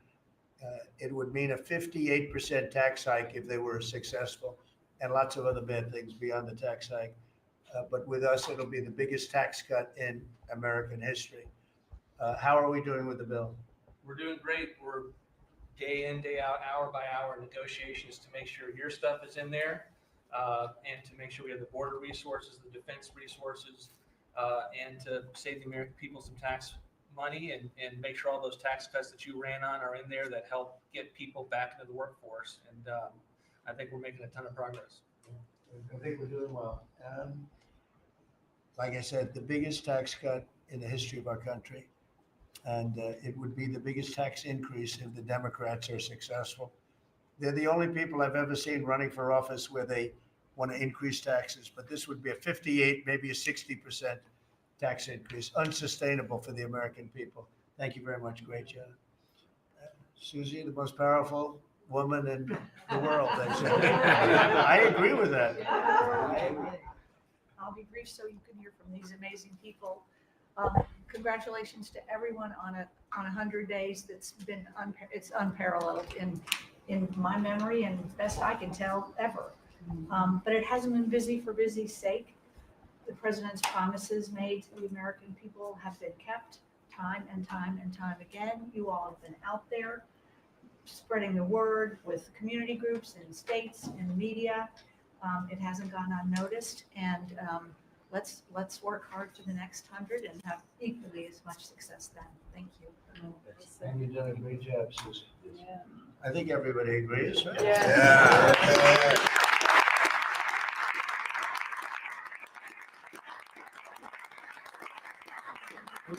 Do we have anybody that disagrees, please? In front of the media. Please raise your hand if you have the courage to do so. Anyway, go ahead. Yes, sir, Mr. President. Thank you. And you made it very clear that you wanted to put America first. And also from day one, you wanted to make housing affordable again, because we do have a housing affordability crisis in our country. And so at HUD, we've been cutting all the red tape and bureaucracy as it pertains to housing affordability and unleashing creativity of our builders and developers around our country and restoring local control. We took down the affirmatively furthering fair housing rule, as you know, which was a zoning tax from Washington.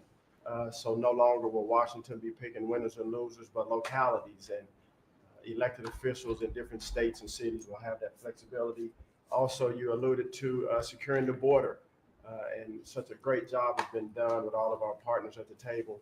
And at HUD, we want to make sure that the resources that we have now, which is American taxpayer dollars, in the Biden administration, they prioritize illegal aliens over the American people. And so we signed an MOU with Secretary Noem at DHS to make sure that HUD-funded housing only goes to American citizens and no longer will it go to illegal aliens coming across our border. We have about 9 million people living in subsidized housing in our country.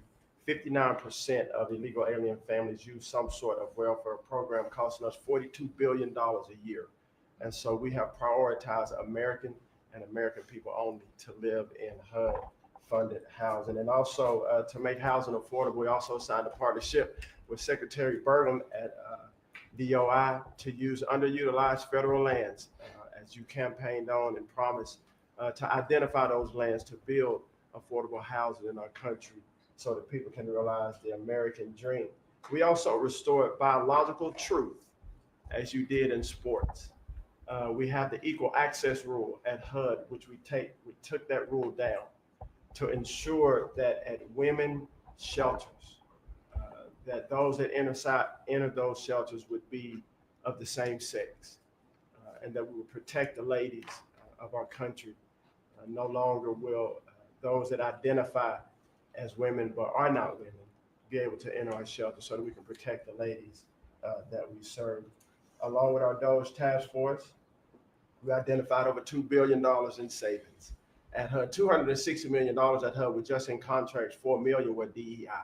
And so we took those contracts down and de-obligated and sent back $1.9 billion back to the Treasury for the American people. Again, we want to be good stewards over the American taxpayer dollars. And so, Mr. President, thank you for your leadership in this. And we have a tremendous team at HUD, and I'm so grateful to be part of this team around this table to take care of the American people.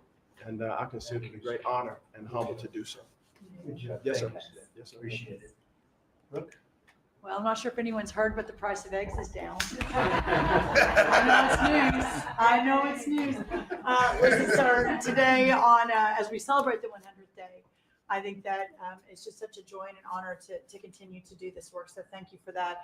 We have been obviously very focused on the cost of groceries, specifically eggs led the way, as you have so eloquently discussed over the last few months. And we're holding tight on a very significant decrease, which is great, and investing where we need to there. As I mentioned before the press came in, we have had a massive issue with Mexico on water, getting water to our farmers along the border for decades. When I worked in Texas 25 years ago, we were fighting with the Mexican government over the water then. You got involved about 2 weeks ago. That evening, I started conversations, and as of just a few days ago, thanks to Secretary Rubio's great deputy secretary and I have been negotiating, and we hit the best deal, I believe, in history on behalf of our farmers, and thanks to your leadership and your strength on that. And that's a really big deal long-term for those farmers in the southern part of the country.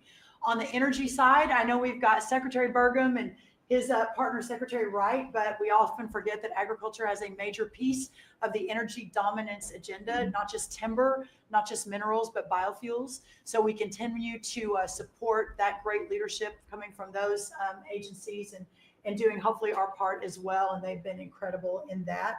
Our farmers have been hurting under the Joe Biden administration. There was a 30% increase in the cost of input, so the cost of doing business for these farmers over those 4 years. When we left the White House the first time 4 years ago, we had a $0 trade deficit with our agriculture products. After 4 years of Biden, that hit $50 billion because they just didn't make an effort. And so obviously that's $50 billion less dollars at a time of very thin profitability culture community. So the Congress passed because the last administration didn't get a farm bill done either. The farmers were hurting there. So Congress stepped in. I say all that and basically said $10 billion to move out. USDA, fastest in history, that money went out to those farmers that couldn't make plant their crops. And so I'm really proud of that. And you'll hear a lot of that from the farmers today, that this USDA is moving more quickly than any ever before. And we're not organizing money based on the color of skin and other ways, which was how the last administration was moving out. We've canceled $6 billion in contracts thanks to our great friend Elon Musk and his Doge team. A lot of those were DEI, gender, studying transgender mice. Who knew that the racism and pest management? We've canceled all of it. We're going through a major restructuring. USDA is one of the biggest agencies. It's sort of a catch-all, and we're really downsizing and aligning around putting farmers first, which is really important. A big part of USDA though is food stamps. It is perhaps one of the largest, if not the largest, welfare program, and it's a supplemental nutrition program. Secretary Kennedy and I have been working very closely. We were in Texas yesterday talking about nutrition and agriculture. You can't make America healthy again without your farmers and your ranchers as your partner. So ensuring that our food stamp program and those at the bottom end of the socioeconomic ladder really have access to nutritious foods as we're facing an obesity crisis and a chronic disease crisis, which I'm sure Secretary Kennedy will touch on. And the final thing I'll say is this morning, Secretary Noem and I together, and I brought a picture because I think this is important and it goes to why we're here. This is a South Dakota ranching family named the Mods. They are a fifth generation ranching family. Charles Mod, in his 30s, bought the ranch from his granddad, I'm going to show the press, when he was 17 years old. Those beautiful children, Lyle and Kennedy, his wife Heather. Under the Biden administration, they had, of their several 100-acre operation, they used about 20 acres and had a fence that had been there since 1910 when their family took over the ranching operation. There had never been really any problem that had been brought to their attention. Perhaps there was a minor dispute over, again, 20 acres. This family was indicted, prosecuted, threatened with jail time, told to find guardians for their children over a fence line dispute that the Biden DOJ pushed forward. So this morning, on the steps of the U.S. Department of Agriculture with Secretary Noem, who was their governor as the governor of South Dakota, which is where these great people are from, all charges, criminal charges, were dropped, and really appreciate the Department of Justice. It was a really big day as we sent the signal that the over-criminalization and using government, and you know this better than anyone because you were in the crosshairs for so long, that those days are over and the regulation through prosecution is no more. And so this family is one of many that we'll now be talking to ensure that never happens again. Good. Thank you. Thank you. Great job. Yes, Scott. Sir, it's been a momentous 100 days with you at the helm, and I view this 100 days as setting the table for peace deals, trade deals, tax deals. So the next 100 days will be harvesting. You've created negotiating leverage and leadership that are going to yield remarkable results. Energy costs have plummeted, mortgage rates are down, food costs are moving lower, and American families are finding their financial footing again. I had a group in today. America, under your leadership, is on the verge of becoming an AI superpower, that our economy had become barbelled.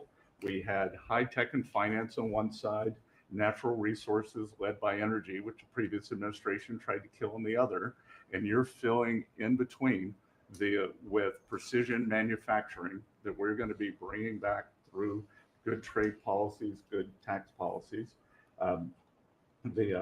Under the DOGE at Treasury and the IRS, cost, tech support, and efficiency have increased.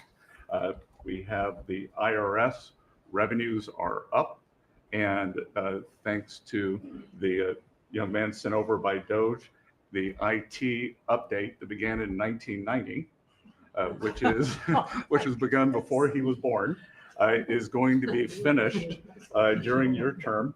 So trade, you couldn't make it up, trade, taxes, and deregulation, the one big beautiful bill under your leadership. Speaker Johnson and Leader Thune have done a great job, but they have you as a closer on many of their members. And I'll just close by saying economic security is national security. National security is economic security, and it's never been better. We're rebuilding it. And as I said last week at the IMF and World Bank conferences, America first does not mean America alone. Under President Trump, it means leadership. Yeah. Well said. Thank you. Are you busy enough? He's doing a great job. Thank you very much. Mr. President, thank you, and thanks to the cabinet. So at the risk of insulting everybody else at the table, I believe that I'm the youngest member sitting at the table. And, it occurred to me that from the time that I was born to the time that Donald J. Trump was inaugurated just a few months ago, we went from, again, 40 years, we went from the world's manufacturing superpower to one in which we depend on the People's Republic of China to make the things that we need. We went from the proudest military in the world to one in which we failed to meet our recruiting goals. And we went from one in which bipartisan border policy was the consensus of both Democrats and Republicans to one in which we allowed 20 million people to run roughshod illegally over the countryside, causing crime, causing a stress in the welfare system. And again, that happened over the lifetime of the youngest member of the cabinet. And what has happened in 100 days is that we've started to reverse every single one of those negative trends. And I think what it shows to me is that the president, and you sit in the Oval Office and you see these portraits of presidents past. And let's be honest, most of them have been placeholders. They've been people who have allowed their staff to sign executive orders with an auto pen instead of men of action. And the reason the media attacks this administration as chaotic is because the president is solving the problems the American people set about to solve.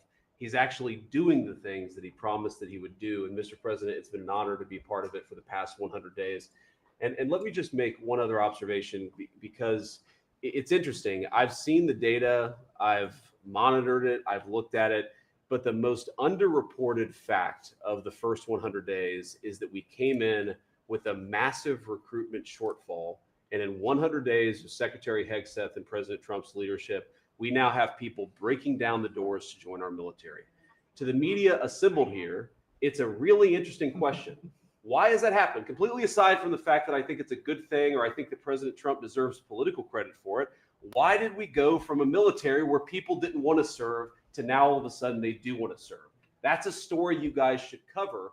But compared to that, how much time have you instead focused on the fact that we deported an MS-13 gang member with a valid deportation order? And why is it that the press is so focused on the fake BS rather than what's really going on in the country? I think that what we've shown, sir, is that you can do a lot. You can do a lot in 100 days, but you've also unfortunately revealed that too much of the American media hasn't learned the lessons of the past 40 years. Thank you, sir. Thank you. Thank you. Pam? President, your first 100 days has far exceeded that of any other presidency in this country, ever, ever. Never seen anything like it. Thank you. Your directive to me was very simple: make America safe. And despite that, we've still been defending over 200 civil lawsuits filed against you. On top of everything else, I think I'm representing every one of you in this room in some capacity. And no, you will not be arrested by the U.S. Marshals. Over 200 lawsuits, over 50 injunctions. And now we've got multiple cases in front of the Supreme Court, and we will succeed. And we are doing great in front of the Supreme Court, President, and we'll continue on with that. I was at DEA yesterday, and they said to me, you, Donald Trump, have taken the handcuffs off of DEA agents. And as a result of, since you have been in office, President Trump, your DOJ agencies have seized more than 22 million fentanyl pills, 3,400 kilos of fentanyl since you've been your last 100 days, which saved, are you ready for this, media? 258 million lives. Kids are dying every day because they're taking this junk laced with something else. They don't know what they're taking. They think they're buying a Tylenol or an Adderall and a Xanax, and it's laced with fentanyl, and they're dropping dead. And no longer because of you, what you've done. ATF, since you've been in office, President, along with DOJ agencies, seized 14,500 guns off the streets. Why aren't people reporting that? 651,000 rounds of ammo. That's up 151% from 2024. That's keeping America safe. We've rescinded death penalty. We are now seeking the death penalty on cases. I'm signing death warrants. We are going after terrorism. We are going after arsonists. Whether you're burning Teslas, we will see. We've arrested 9 people so far in 7 jurisdictions. No negotiations, 20 years in prison. Or you're burning down the governor's mansion in Pennsylvania. We will be there to protect you. And I've been talking to Governor Shapiro, and he greatly appreciated you reaching out as well.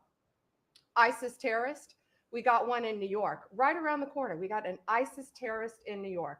We have an October 7th task force.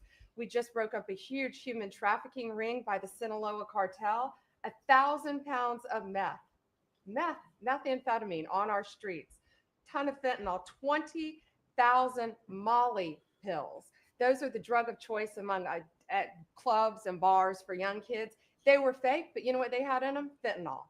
That's 20,000 lives saved because of you right there. We brought back 29 cartel members from Mexico at your direction, and one killed the Kiki Camareno, a DEA agent in 1985. And many of us got to talk to his widow and his son, who is now a judge.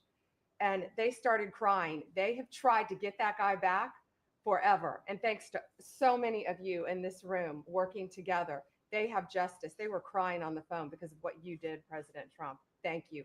We're going after anti-Semitism.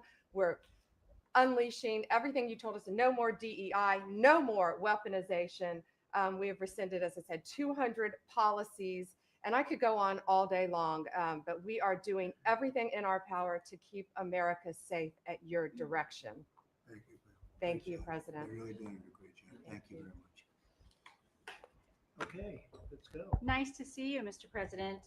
Well, first of all, I think what you've heard amongst this team is the leadership, because it's given us the latitude really to collaborate amongst each other, not only in this room, as Jameson mentioned, we kind of get a break for a couple of hours here, but we stay in contact actually every other day that we're working for you. And I think what that says is I was speaking to, for instance, the Farm Bureau of Texas yesterday. I'm not the ag secretary, but it matters to the workforce. I'm working with the other secretaries, Letnick and McMahon, on education and the workforce investments that you've asked me to do. Because as you've come in and negotiated these great repatriation of these companies and the investments, we're going to need that workforce to build back this economy. And I couldn't see that more as I've kicked off my 50-state tour. We've been in 5 states so far. We'll finish all 50 states by the end of the year.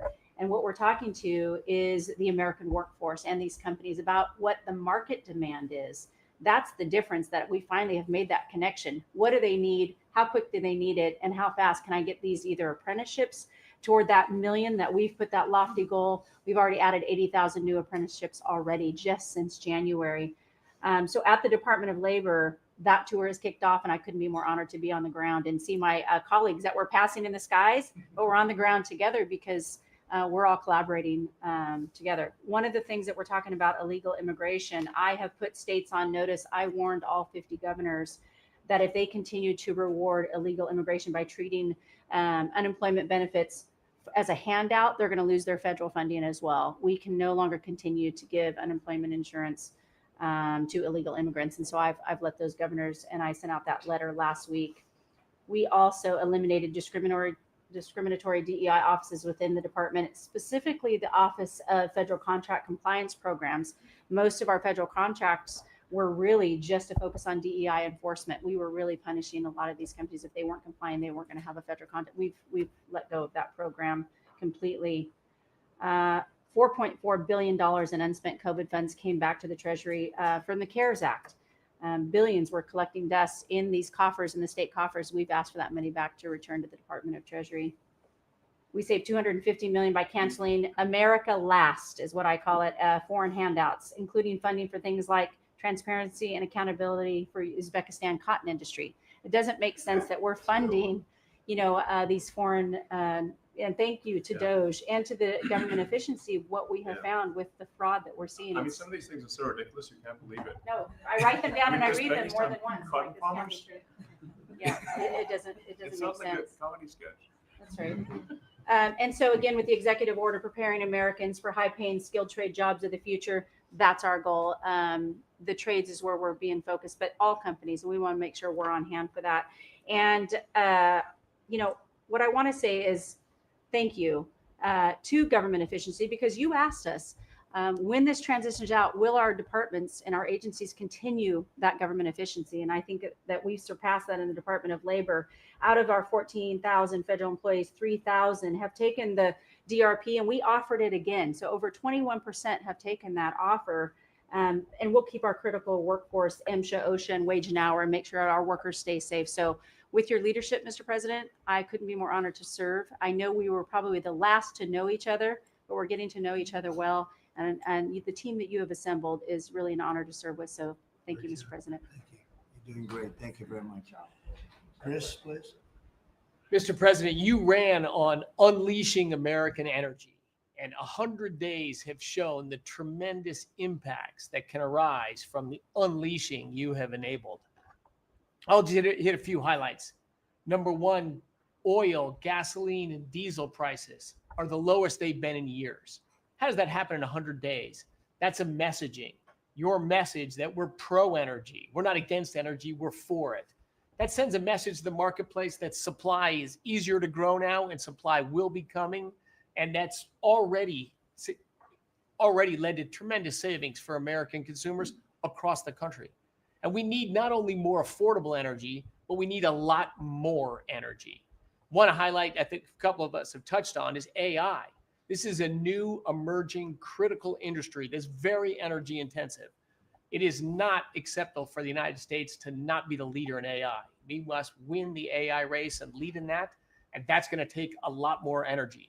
If you had not won election, we would not have won the AI race. Full stop.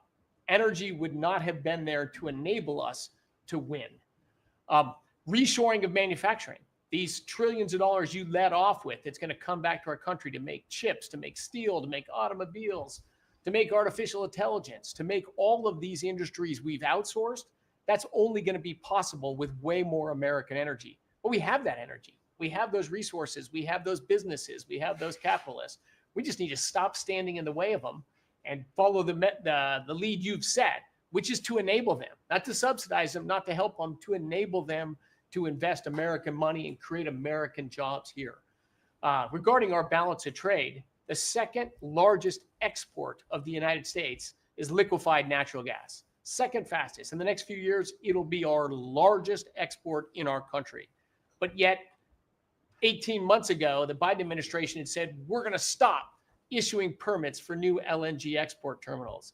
That's just nuts. That's a great competitive advantage we have, huge balance of trade driver, a huge industry just coiled and ready to go. I just came back from Poland last night.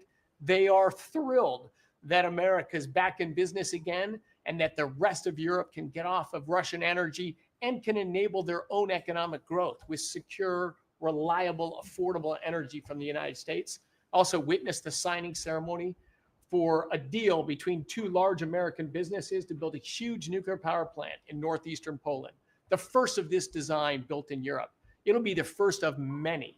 I spoke with many other nations over there. They want to buy more American gas. They want to get American technology. They want to have a partnership with us. And they shared the message I delivered to Europe in my keynote remarks is that unleashing energy is the way you make your society safer, more prosperous, more free, and that these sort of over-the-top climate alarmism doesn't do anything to help the environment of our world, but it does impoverish people, it does reduce the security of your nation, and it makes you weaker.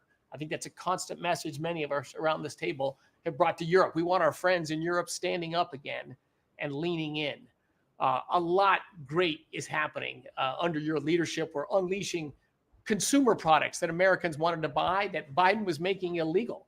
I'll be in Georgia on Friday at Renai's manufacturing plant. Tankless natural gas water heaters. Incredibly popular product. They almost became illegal. The return of common sense is incredibly welcome across this country, across the world. And back to Elon, that extra thing, we're going to deliver all of this with less people, less money, less burden on the U.S. taxpayers. Not smaller departments and smaller services, better, more thoughtful services done more efficiently and smarter. The way you'd have to run a business. We've got to get our fiscal house in order, and you and the people around this table are making it happen. Thank you, Mr. President. I'm honored to be here. Thank you very much. Please. Yes, Mr. President, you are 100% correct. The border is 99.99% safe, under control.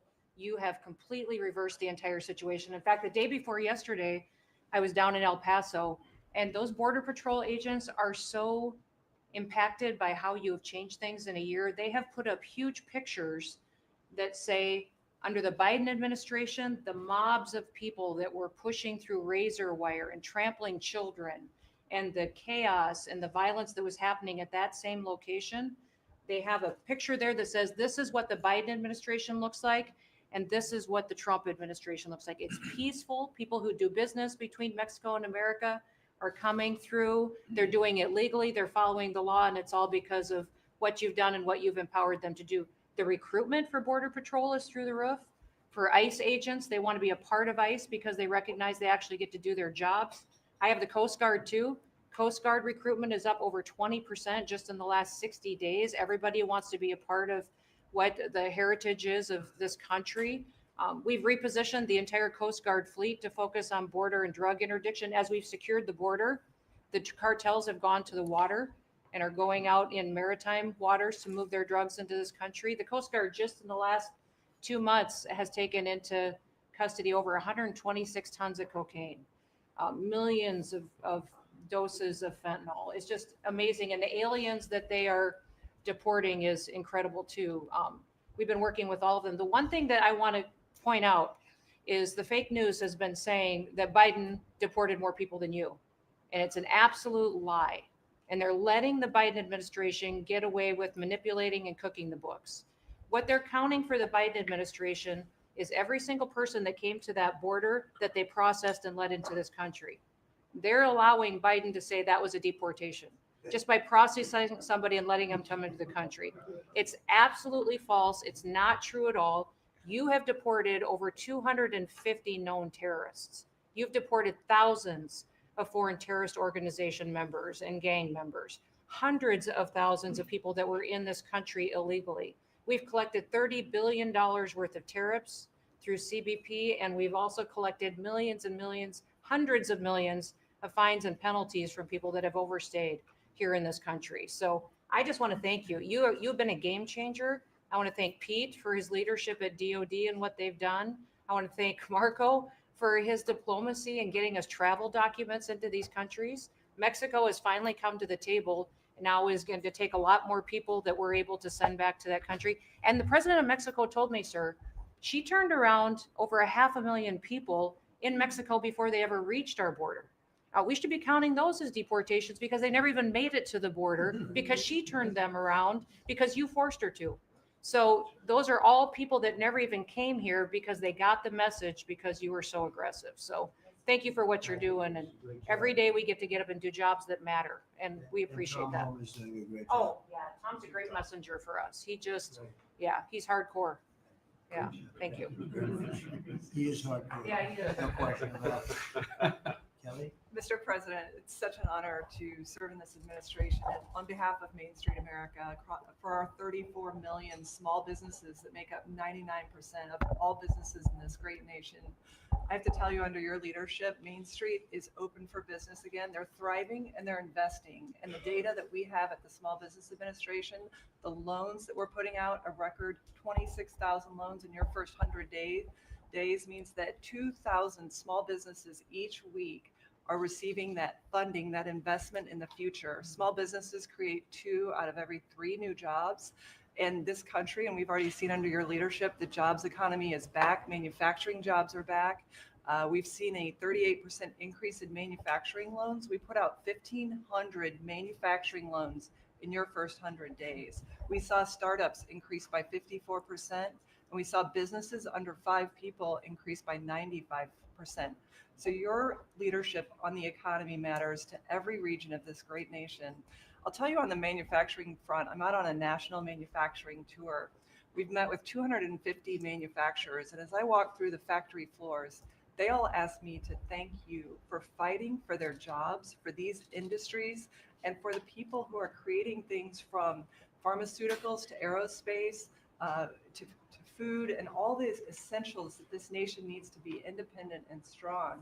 And to that end, I'm working with Congress. We'll be announcing tomorrow an upsizing of our manufacturing loans to make sure that that economic engine, because 98% of all manufacturers are small businesses. It's incredible to walk through these factories that are really creating what you had in your first administration, the blue collar boom. It's now a new collar boom, because it's the intersection of technology and manufacturing and what they can create for our war fighters, for our aerospace, for pharmaceuticals with less than 300 to 500 employees, sometimes 100 employees. I was at a factory in Georgia on Monday that is creating machines to help with the Iron Dome in Israel, less than 50 employees. This is the engine of our economy. It's the heartbeat of our communities. It's the small businesses that helped elect you because they needed your economic agenda. So thank you, Mr. President. It's such an honor, and congratulations on an epic 100 days. I do have to thank Elon. I do want to note, we just cut $3 billion in contracts because of Doge's work. That's $3 billion that hardworking families that won't have to work until April 15th to pay for the waste, fraud, and abuse that we continue to find in this government on behalf of taxpayers. So again, thank you, Elon, as well. Thank you. Great job, Kelly. Thank you very much. Elon, I love the double hat. By the Yeah, way. thank you. He's the only one that can do that. You don't get away with it. Well, Mr. President, they say I wear a lot of hats. And as you can see, it's true. Even my hat has a hat.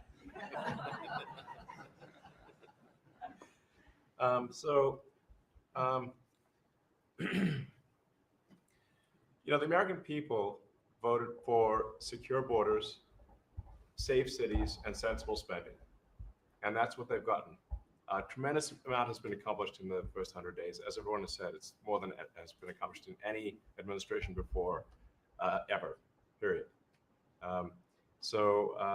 This portends very well for what will happen for the rest of the administration. I think this could be the greatest administration since the founding of the country. We all want to thank you for your help. You really have sacrificed a lot. Been treated very unfairly. Well, they do like to rent my cars, which is not great. Could be better. But you have been treated unfairly. But the vast majority of people in this country really respect and appreciate you, and this whole room can say that very strongly. You've really been a tremendous help. You opened up a lot of eyes as to what can be done, and we just want to thank you very much. And you're invited to stay as long as you want. At some point, I guess he wants to get back home to his cars and his You've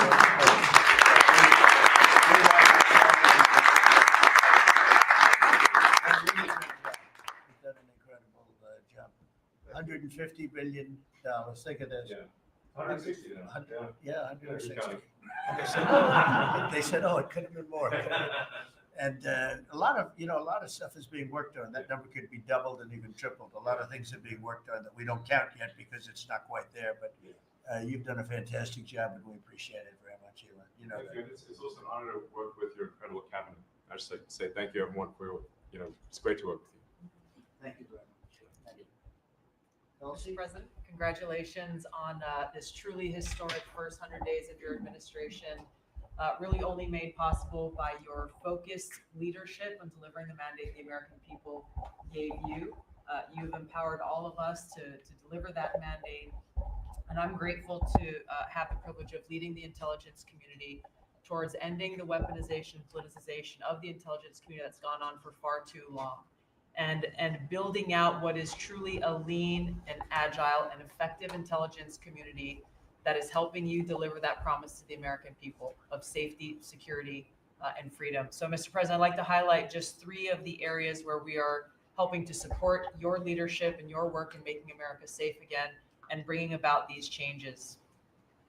First of all, because of your designation of cartels as foreign terrorist organizations, I took immediate action with our National Counterterrorism Center to prioritize their focus on those terrorists and gang members who are trying to enter our country through legal or illegal means, and to seek out those who already are here in our country because of the Biden administration's 4 years of open borders. We've been working very closely with your great Attorney General's team at the DEA to get these known cartels into our systems, to be able to stop them at the border, and turning over names to Department of Homeland Security and the FBI to be able to find those who are already here in our country. Just the other day, we found 700 alien terrorists who have ties to MS-13, Tren de Aragua, and the Sinaloa cartel. Just yesterday, our NCTC identified almost 600 individuals with ties to other terrorists who came through our borders illegally, claimed asylum, and under the Biden administration were paroled here within our borders. Secondly, Mr. President, like too many organizations in the federal government, the ODNI has become very bloated with too much waste and abuse going on within the organization. We've done a few immediate steps. We are doing more. The ODNI is 25% smaller and more lean today than it was when I walked in the door and when you took office. Secondly, we have just this morning actually shut down a human capital office. As soon as you issued the executive order to stop all DEI activities, we did that, shut down the DEI office. But we discovered this human capital office that was essentially a slush fund for DEI initiatives, hidden under the guise of human capital, that closed down this morning, saving taxpayers $150 million. We'll soon be announcing an additional $2.6 billion in savings with other programs and contracts that do nothing to ensure our national security interests. And lastly, we're working every day to hold the deep state accountable, to end the politicization, weaponization of the intelligence community. This past week, I sent 3 criminal referrals for illegal and unauthorized leaks to the media of classified intelligence for prosecution. We have 11 more that are under investigation. We've revoked at your direction 67 security clearances, and we continue the work of declassifying documents as we have already around JFK assassination. We have more coming for the assassination of Bobby's father, Senator Kennedy, and MLK assassination. And we continue our extensive investigations around exposing the very serious issues we have related to election integrity, illegal abuses of FISA, Crossfire Hurricane, and others. Mr. President, under your leadership, we are working every day to bring about that transparency and accountability that the American people deserve. So thank you for the opportunity. Thank you very much. Lee? Mr. President, at the Biden EPA, the Green New Deal was raging. At the Biden EPA, we saw billions of tax dollars burning. At the Biden EPA, we saw industries suffocate. But at the Trump EPA, the Green New Deal is dead. At the Trump EPA, we know that we can both protect the environment and grow the economy. I have 13 pages of accomplishments from our first 100 days in here. And in it, part of it is 100 environmental accomplishments at the Trump EPA. You don't have to take my word for it. We released it to the media this morning. Every single day that President Trump is in this office, there will be a major environmental accomplishment every single day of the Trump administration. At the Trump EPA, we're also launching what is the largest deregulatory action in the history of the country. We're going to be giving our director of the OMB a whole lot of work because we inherited a big mess from the Biden EPA. And working with Elon and Doge, I've canceled now $22 billion worth of grants. Now, today is a special day for many reasons. The biggest reason why we're here is that this is the 100th day of the most consequential, historic first 100 days in the history of this country. Today, while we're here, the House of Representatives is voting on Congressional Review Act bills, considering the EPA waivers that were given to California's tailpipe emissions, where California set their own standards. But there should be one national standard, and right now, Congress on the House side is going to be voting on that today. On a personal note, while this is a bit outside of the EPA jurisdiction, today is my last day serving in the United States Army. And I first signed up towards the end of the 90s. And I've had a chance to see a lot of national security teams over the course of the last 27 years.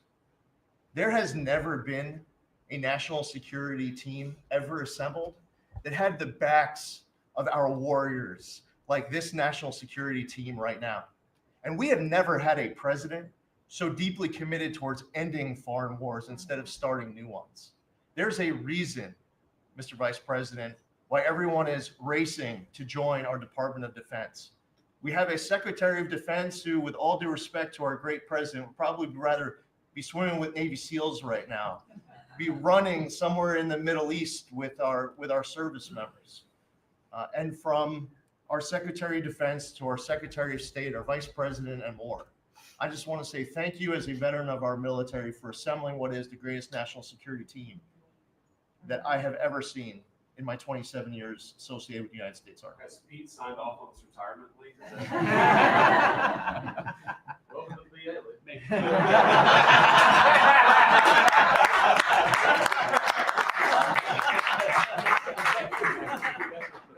Thank you for your service. You're doing a fantastic job. We appreciate it very much.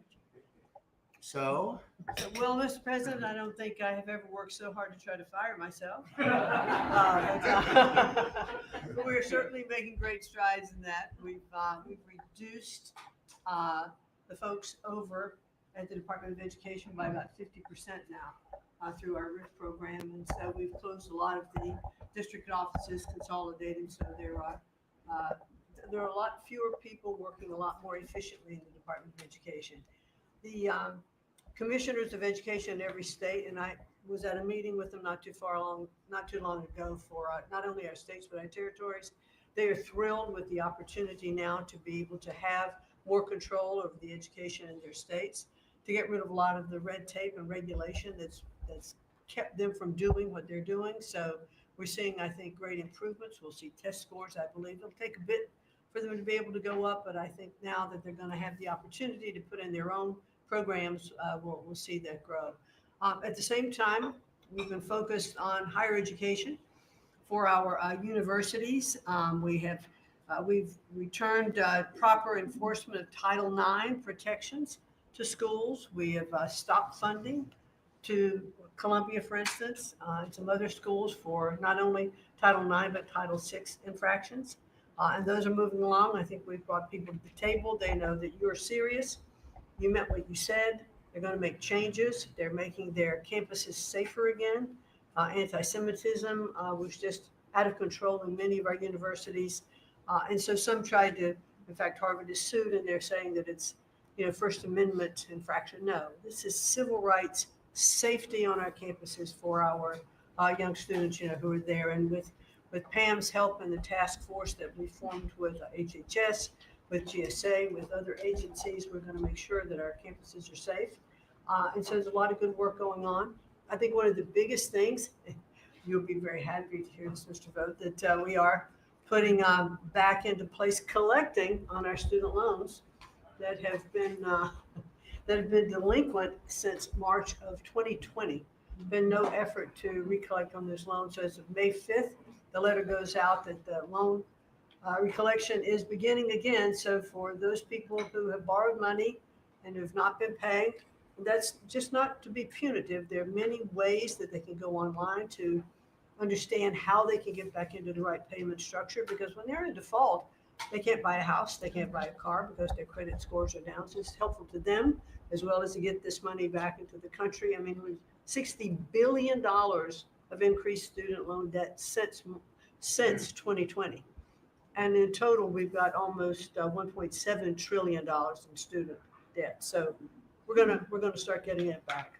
And Scott and his team have been incredibly helpful. We appreciate that so very, very much. And so a lot's going on at the department. And what I would really like, as I'm firing myself, I'd like for you to be known as the education president, because of the best in practice systems that we want to put in every state to incorporate AI, so that we are training these new entrepreneurs and business leaders in our country. We can't do it with the infrastructure we have in place today. So we have to be working on that at the same time. So we're going to be doing that. So thank you for your charge to elevate education so that we are providing for every student access to excellent education. Thank you, sir.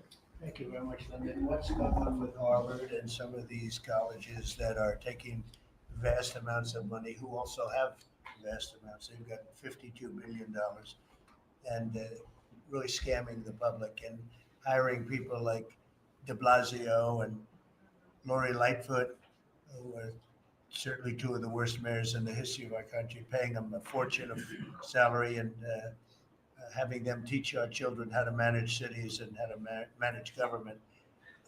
What's the word as of this morning on, let's say, Harvard? Well, we're negotiating with them. When we went back to them to say we'd welcome them back to the negotiating table, their response was a lawsuit. So Pam and her team are helping work with that. And I am, enjoying the fact not only am I firing myself, but I'm now being sued fairly regularly by different departments of education. But we're staying tough with them.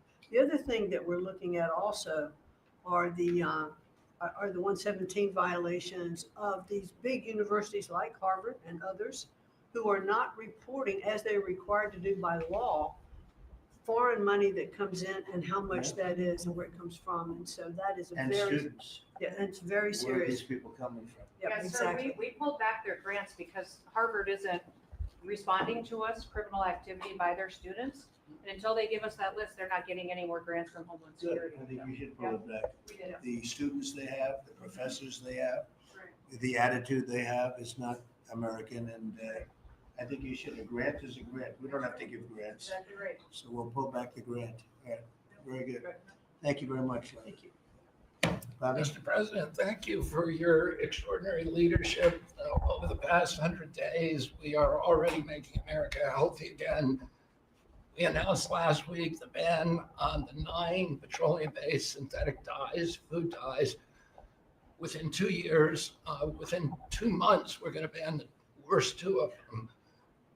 I am working with Secretary Rollins on dietary guidelines, the dietary guidelines that the President Biden's administration gave us, 453 pages. They're basically unreadable.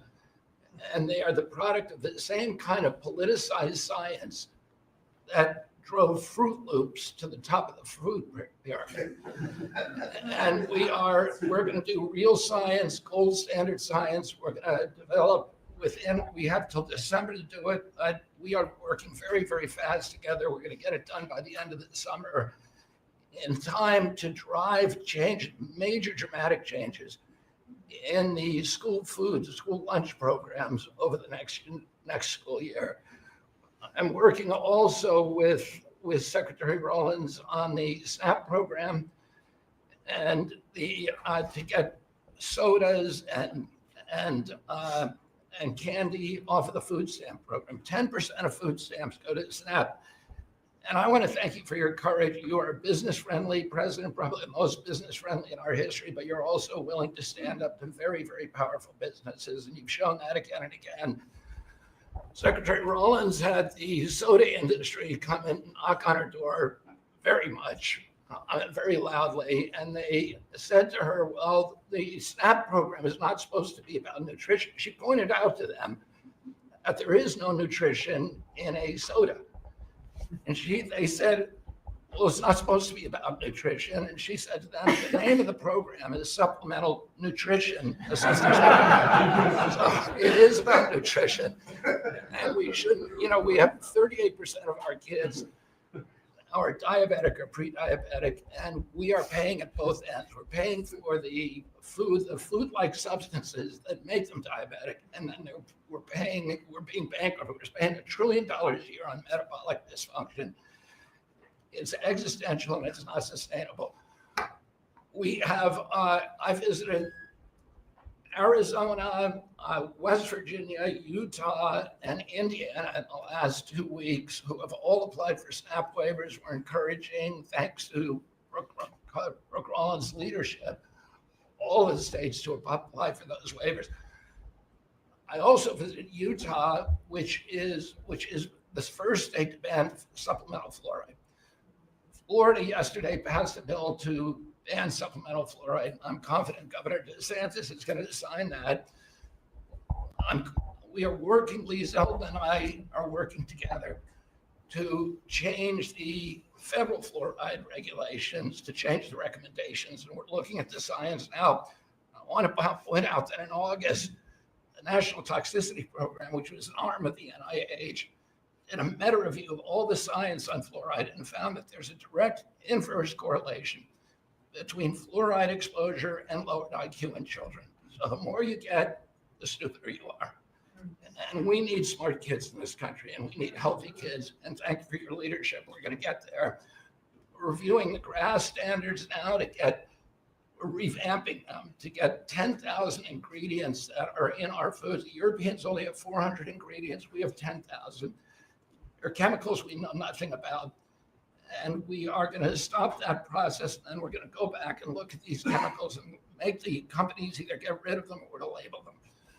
We've launched Operation Stork Speed, and we're going full speed ahead to make sure that we have good, high quality milk for children. We have launched the autism study at your direction. By September, we'll have some of the first answers. Within 6 months of that, we will have definitive answers, not only for autism, but for the etiology of a whole range of autoimmune diseases that have become epidemic in our children. We have ended HHS as the role as the vector, the principal vector in this country for child trafficking. And during the Biden administration, HHS became a collaborator in child trafficking and for sex and for slavery. And we have ended that, and we're very aggressively going out and trying to find these children, the 300,000 children that were lost by the Biden administration. And we are We have ended funding for gender mutilation surgeries and other kind of gender dysphoria practices. And thanks to Elon, we have saved $67 billion at our agency without compromising any of our critical programs. Mr. President, I want to thank you for your vision, for your leadership, for giving me the 100 busiest days of my life, and most exciting and most rewarding. And there's over the next 100 days, we're going to do much, much more. That's good. Thank you very much, Bobby. Very good, very important. Thank you. Doug, please. Well, President Trump, on your first day in office, you wisely declared a national energy emergency. And this was essential because it was the signal that we're going to go 180 degrees from the disastrous and dangerous Biden policies that were based on a climate ideology that was the root cause of the inflation in this country. It was the root cause of wars abroad. It was the root cause of our manufacturing disappearing from our country. We can't have energy security. Without energy security, we can't have national security, and you understood that. But now with everything that's flowed from that, dozens of other EOs that you've done, America is back in the energy business. As Chris said, there's been a signal that's sent around the world. Capital is flowing, coming back in. The smart money is coming to this country. And now you've given us a chance to win the AI arms race against China. We know we're up against a formidable competitor. China opened up 94 gigawatts of coal in the last year. That's more than all of California and all of New York combined in the last year. We've had presidents in the past, the Biden administration, that were running away again under this climate ideology. You've embraced baseload power in this country. I'll never forget standing in the East Room with you, surrounded by the coal miners around this country, where you said, "Hey, big beautiful coal." As we work to try to identify the balance sheet of America, our earliest estimate is that the coal resources in America, just on public lands, could be worth $8 trillion with a T. That was all going to be taken off our balance sheet if we weren't going to touch it. But now we're back in the business. I was 1,800 feet underground in a coal mine in Alabama a couple weeks ago. They do metallurgical coal. Without metallurgical coal, we can't produce steel. This is a plant. This is a plant that would have been in a mining operation that would have been shut down under the Biden administration. What we're doing here, back in the business, we're doing leasing. We're leasing for oil and gas. We're leasing for timber with Brooke Rollins. We're leasing for grazing. We're leasing for critical minerals, which is key. And when we lease the public lands appropriately and by the law to do that, we're bringing in revenue. We're bringing in jobs. We're helping strengthen America. And so we're treating our natural resources like the American balance sheet they are. And America's resources, the 700 million acres of surface that's public, the 700 million of subsurface, the 2.5 billion offshore, all contain what we need to have self-sufficient supply chains. And so in this, we're focused deeply on critical minerals. The Biden administration put us in a real predicament right now. The whole trade team, the whole cabinet, Susie's jumping in, leadership across everybody in the National Energy Dominance Council. But of the top 20 critical and rare earth minerals that we need for defense, that we need for industry, China's controlling 85% of the refining for that. So we are running at warp speed 7 days a week to try to put ourselves back in business in that way. So, and I want to just close out by saying a couple other things. One is the border. Few people realize that 41% of the southern border is in Department of Interior. Then we've got a few more percent that come with Brooke and with the Forest Service.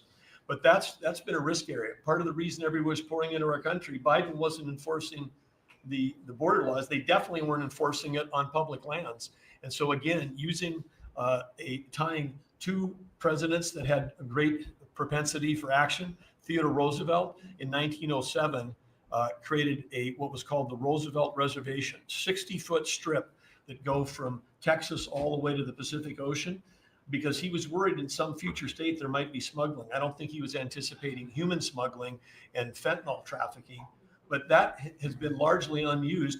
He gave us the authority to transfer that. And so working with Christie and working with Pete, we've transferred that to the DOD. So transferring land from the other agencies like Interior to the Department of Defense, then as Pete said, they can do the detain and assist with the military. And having been down at the border multiple times in recent week, I can confirm everything Christy said.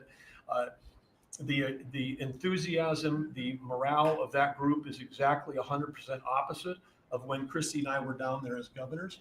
I had Border Patrol people say that they were multi-generational service in that law enforcement that said, my wife and I are telling our children never to go into this thing, to go into Border Patrol. People this time were saying, I got a 17-year-old. As soon as they turn 18-year-old, they're signing up. My wife is thrilled. They're going into law enforcement. They're so proud to be serving with you. Everybody I've met, whether it's in a coal mine or at the border, law enforcement, the one thing they say on those trips is, please thank President Trump from all of us, the change that you're making.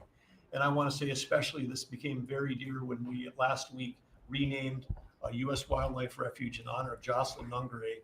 Jocelyn Nungare, of course, lost her life tragically to illegal Venezuelan gang members in this country in a horrific way. But her mother, Alexis, was at that ceremony. Her grandmother was there, and Jocelyn's great-grandmother was there. There 3 other generations of that family were there. They all wanted to pass on their thank you to, and we've secured her name forever as a sanctuary, and really is saying that every child, every 12-year-old, every child in America should be safe in their own communities. And you've dedicated a beautiful piece on the coast in honor of her. So, President Trump, in your first term, when I had a chance to work with you as governor, you were courageous. The thing that's empowering this amazing group of people around this table, and you've probably assembled the greatest cabinet ever, is that this time you're not just courageous, you're actually fearless.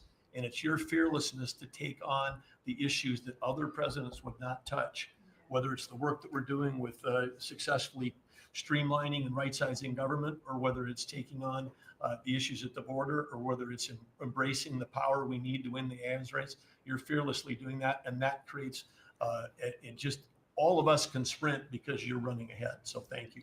Thank you, Doug. You are doing a great job. And with Chris, that's a pretty much unbeatable combination, I have to tell you. So thank you both very much. Thank you, Doug. It's great. Marco? Well, it's not easy to go last after all these reports that have come here. First of all, Mr. So better be good, and I'll be short as well. A couple things, Mr. President. I think you deserve a lot of credit for 2 things. The first is assembling this great team of people. Some of whom I've known for a long time, others who I've gotten to know during this period of time, but putting together a team, not just of talented individuals, but that work well together. It's something never going to be reported on in the media or fully seen, but it happens every single day. For the most part, I interact with almost everyone around this table at some level. And because of Secretary Kennedy, I'm afraid to eat anything. So in front of him, yeah. He said Tootsie Rolls are okay in moderation. So. But it's a great team. And here's the second, and I tell this to people all the time. This is incredibly rewarding service, and you hear it in everyone's voices. Traditionally, in the past, and it's one of the problems we got in as a country, is presidents would say, okay, let's go do something. And then they would have to do a study, and then a study on the study, and then a long internal deliberative process. And by the time you got to it, it was too late, or somebody had forgotten it. In this administration, it's moving. You know the direction because you know why you were elected. The American people elected you very clearly. And basically, it's measured, I used to say by days and weeks. Now it's measured by hours and minutes. But action is happening. And that's what people want to see. And I'm going to talk about foreign policy in particular because I'm not sure this is fully appreciated. This president inherited 30 years of foreign policy that was built around what was good for the world. In essence, the decisions we made as a government in trade and foreign policy was basically, is it good for the world? Is it good for the global community? And under President Trump, we're making a foreign policy now was it good for America? I was appointed by you and confirmed by the Senate to be the head of the United States Department of State. Not the World Department of State, not the Global Department of State, the United States Department of State. And what that means is our foreign policy is guided by 3 things. Does it make America stronger? Does it make America safer? And does it make America richer? If something doesn't do one of those 3 things, and hopefully all 3 of those things, we're not doing it. Now, we went out and hired a consulting firm to help us organize ourselves. Luckily, they were free. They're called the Department of Government Efficiency. And they helped us do a couple things. Number one is our foreign aid. We were funding some crazy stuff. Crazy stuff. You tell me, how does a puppet show in some country around the world make us stronger, safer, and more prosperous? So we got rid of puppet shows and a bunch of other things. I'm sure there are very good puppet shows, and I'm sure that a bunch of charities in the world can go pay for it, but the American taxpayer should not. We've also, by the way, Mr. President, under your direction, reorganized the Department of State. We had offices within offices within offices that didn't even know they existed themselves, not to mention the rest of them. And so we've begun to reorganize that as a way to be able to empower our embassies and our ambassadors and our regional bureaus to do what many of them signed up to do. We have a great team of ambassadors you've appointed. They're coming online every single day. Very talented people that are involved. Something else we got out of the business of, well, it wasn't widely reported, or maybe it was. We had an office in the Department of State whose job it was to censor Americans. And by the way, I'm not going to say who it is. I'll leave it up to them. There's at least one person at this table today who had a dossier in that building of social media posts to identify them as purveyors of disinformation. We have these dossiers. We are going to be turning those over to these individuals. We can follow up with the media. Well, we are going to turn over these dossiers to the individuals, and they'll decide whether they want to disclose it or not. But just think about the Department of State of the United States had set up an office to monitor the social media posts and commentary of American citizens to identify them as vectors of disinformation, when we know that the best way to combat disinformation is freedom of speech and transparency. And so that's what we're going to be in the business of doing. We're not going to have an office that does that. Beyond that, Mr. President, and this I'll move quickly because this has been a team effort. We have gone to countries all over the world and said, hey, you want good relations with the United States? You need to take back your people that are here illegally. And we've had historic cooperation. Beyond that, and I say this unapologetically, we are actively searching for other countries to take people from third countries. So we are actively, not just El Salvador, we are working with other countries to say, we want to send you some of the most despicable human beings to your countries. Will you do that as a favor to us? And the further away from America, the better, so they can't come back across the border. I'm not apologetic about it. We are doing that. The president was elected to keep America safe and to get rid of a bunch of perverts and pedophiles and child rapists out of our country. Here's something else we've done. We stopped giving student visas to people who are coming here to burn down our universities and take over libraries and harass people. Why are we giving student visas to people who are coming here to create disruption? And we've taken away the student visas of people that are coming here to do that. It's simple. If you're coming to America to start riots, we're going to take away your student visa. And by the way, every country in the world that I travel, 14 countries in 14 weeks, you know what they all say to me? Yes, that's what we would do too. So the only people who seem to disagree with us are a handful of federal judges and a bunch of crazy people who get paid to write and report. So anyway, we're getting rid of that. Now here's some good news. We're going to have the World Cup, the FIFA World Cup, the FIFA Club Cup, and then we're going to have the Olympics. So we have to have a Consular Affairs Bureau. We have very good, talented people there, but we are going to infuse technology, again, working with our consultants to be able to, millions of people are coming into this country for this. But we've done it to improve customer service. For some of us who served in Congress recognize that about a year and a half ago, we had a meltdown under Biden. You couldn't get a passport. You have people calling, I have a cruise on Friday, my passport expires. In the month of March, we processed 2.78 million Americans, their passports. That is the historic, it's the largest single month processing of passports ever. And we think it's a good way to build the momentum to be able to do the visas.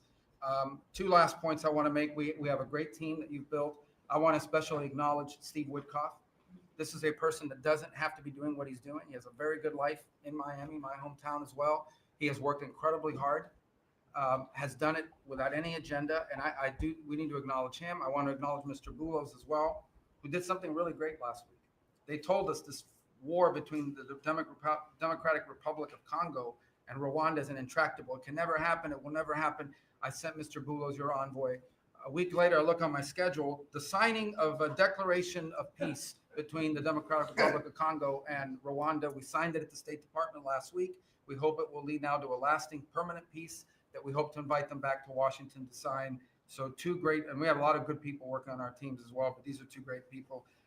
Mike Waltz alluded to this earlier, and this is the last point. In the first 100 days of the 47th presidency, 47 wrongfully detained Americans have been returned to the United States, thanks to your leadership and the diplomacy that was exercised to make that happen. 47 for the 47th president in the first 100 days. And that's all credit to you, Mr. President. Thank you for the honor to be able to serve alongside you, for you, and alongside all these excellent people. No, thank you very much, Marco. Really great job. So, I've been involved in a lot of groups of people over the years, good groups, bad groups, all types of groups. But I have been involved in some incredible groups, but I've never been more proud and impressed, frankly. Impressed is maybe even more important, but I've never been more proud or impressed than I am with this group. This is an amazing group of people. And I hope some of those television cameras were blazing and it was on so people could watch this because, frankly, no matter who you are, no matter where you come from, this is an impressive group of people. I sat around being somewhat competitive. I said, well, let's see, who did the best job, who did the worst job? And I determined that everybody is like the same and there was no worst job. Everybody was outstanding. Everybody did a job. You couldn't pick a winner. The only thing you can say is nobody did a bad job or even a fair job. You're outstanding. And so I want to just congratulate you all. This is really something. And, we have a job to do. We've done a lot of work in this 100 days. We've established things that are going to start taking place in the next 100 days. I want to see what it's going to be like. I think we're going to have to do this in 100 days, Susie, and we're going to see some very big results from the things that we've done. But I just want to thank everybody. This is really very impressive, and I hope the people at home got to see some of it. Nobody's ever done public cabinet meetings. They were quiet for a reason, because they weren't impressive. And especially in the last administration, they were not impressive. But I just want to say that we're very proud of you, and I am in particular. Thank you all very much. Great job. And I think we're going to have some tremendous success for our country. And I don't know, it doesn't seem like a time to be asking questions. That was so impressive that to be taking questions. Why did you do this? Why did you do that? It just doesn't seem to be appropriate. I guess we probably have to take a couple because that was the purpose. But if you'd like to ask some, I think they should be very respectful questions at this point. This was an amazing meeting. And so if you'd like to ask a couple, if you'd like to pinpoint them to some of the secretaries, et cetera, would be fine. Yes. Secretary Rubio, can I ask you a question? You brought up El Salvador in your remarks. Have you been in touch with El Salvador about returning Abrego Garcia as a formal request from this administration to me? Well, I would never tell you that. And you know who else I'll never tell? A judge. Because the conduct of our foreign policy belongs to the President of the United States and the executive branch, not some judge. So we will conduct foreign policy appropriately if we need to. But I'll never discuss it. And no one will ever make us discuss it because that's how foreign policy works. Mr. President, yesterday you told ABC News, Mr. President, you told ABC News yesterday that you could get Abrego Garcia back if you wanted to. Do you think President Bukele would turn you down if you made that request? I really don't know. I know that he's been a great friend of our country. He's gotten a lot less money than this would take from us if we were going to build these jails and do what he's doing. And they run a very professional operation. I don't know. I haven't spoken to him. I really leave that to the lawyers, and I take my advice from Pam and everybody that is very much involved. They know the laws, and we follow the laws exactly. Mr. President, yeah, please. Transition, sir. You frequently took credit for the stock market highs. You said it was a reflection of how well you were doing in the polls, and then after you were elected, you said the stock market highs were a reflection of how well the transition is going and the American people's confidence in your incoming administration. Now, the stock market's not doing so well, and you're saying that's the Biden stock market, yet you are the president. Can you explain that? Yeah, I'm not taking credit or discredit for the stock market. I'm just saying that we inherited a mess, both at the borders. You could look at every single one of the people here, and no matter who it is, they're doing better, and they are far superior to what took place for 4 years before us. When you look at prisoners being allowed to come into our country at will, just at will, people from mental institutions, gang members, drug dealers, when you look at that, what they've done to our country, and also having to do with finance, look at what happened with inflation. We had the worst inflation probably in the history of our country. They say 48 years, but I would say in the history of our country, it ate away at people. And even though you saw a stock market going up somewhat, because in my case, I had the biggest stock market increase, 88% in the last term, in my last term. But I don't view the stock market as the end all. It's an indicator. But what the stock market really tells you, and when you look at the stock market in this case, is it says how bad a situation we inherited. This is a quarter that we looked at today. And we took all of us together. We came in on January 20th. So this is Biden. And you can even say the next quarter is sort of Biden, because it doesn't just happen on a daily or an hourly basis. But we're turning it around. It's a big ship to turn around. And we're going to have the greatest country financially in the history of the world, I believe. I think we're going to do things and we had to do it. We reset the table. Every single country, without exception.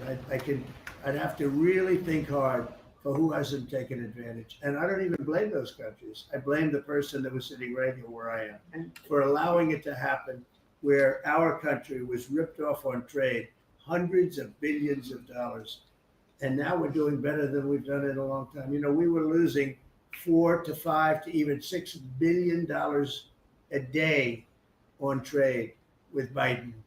And now we have it down to a very manageable number. And the tariffs, for the most part, haven't even kicked in yet. So that's the way stock markets to me are an indication.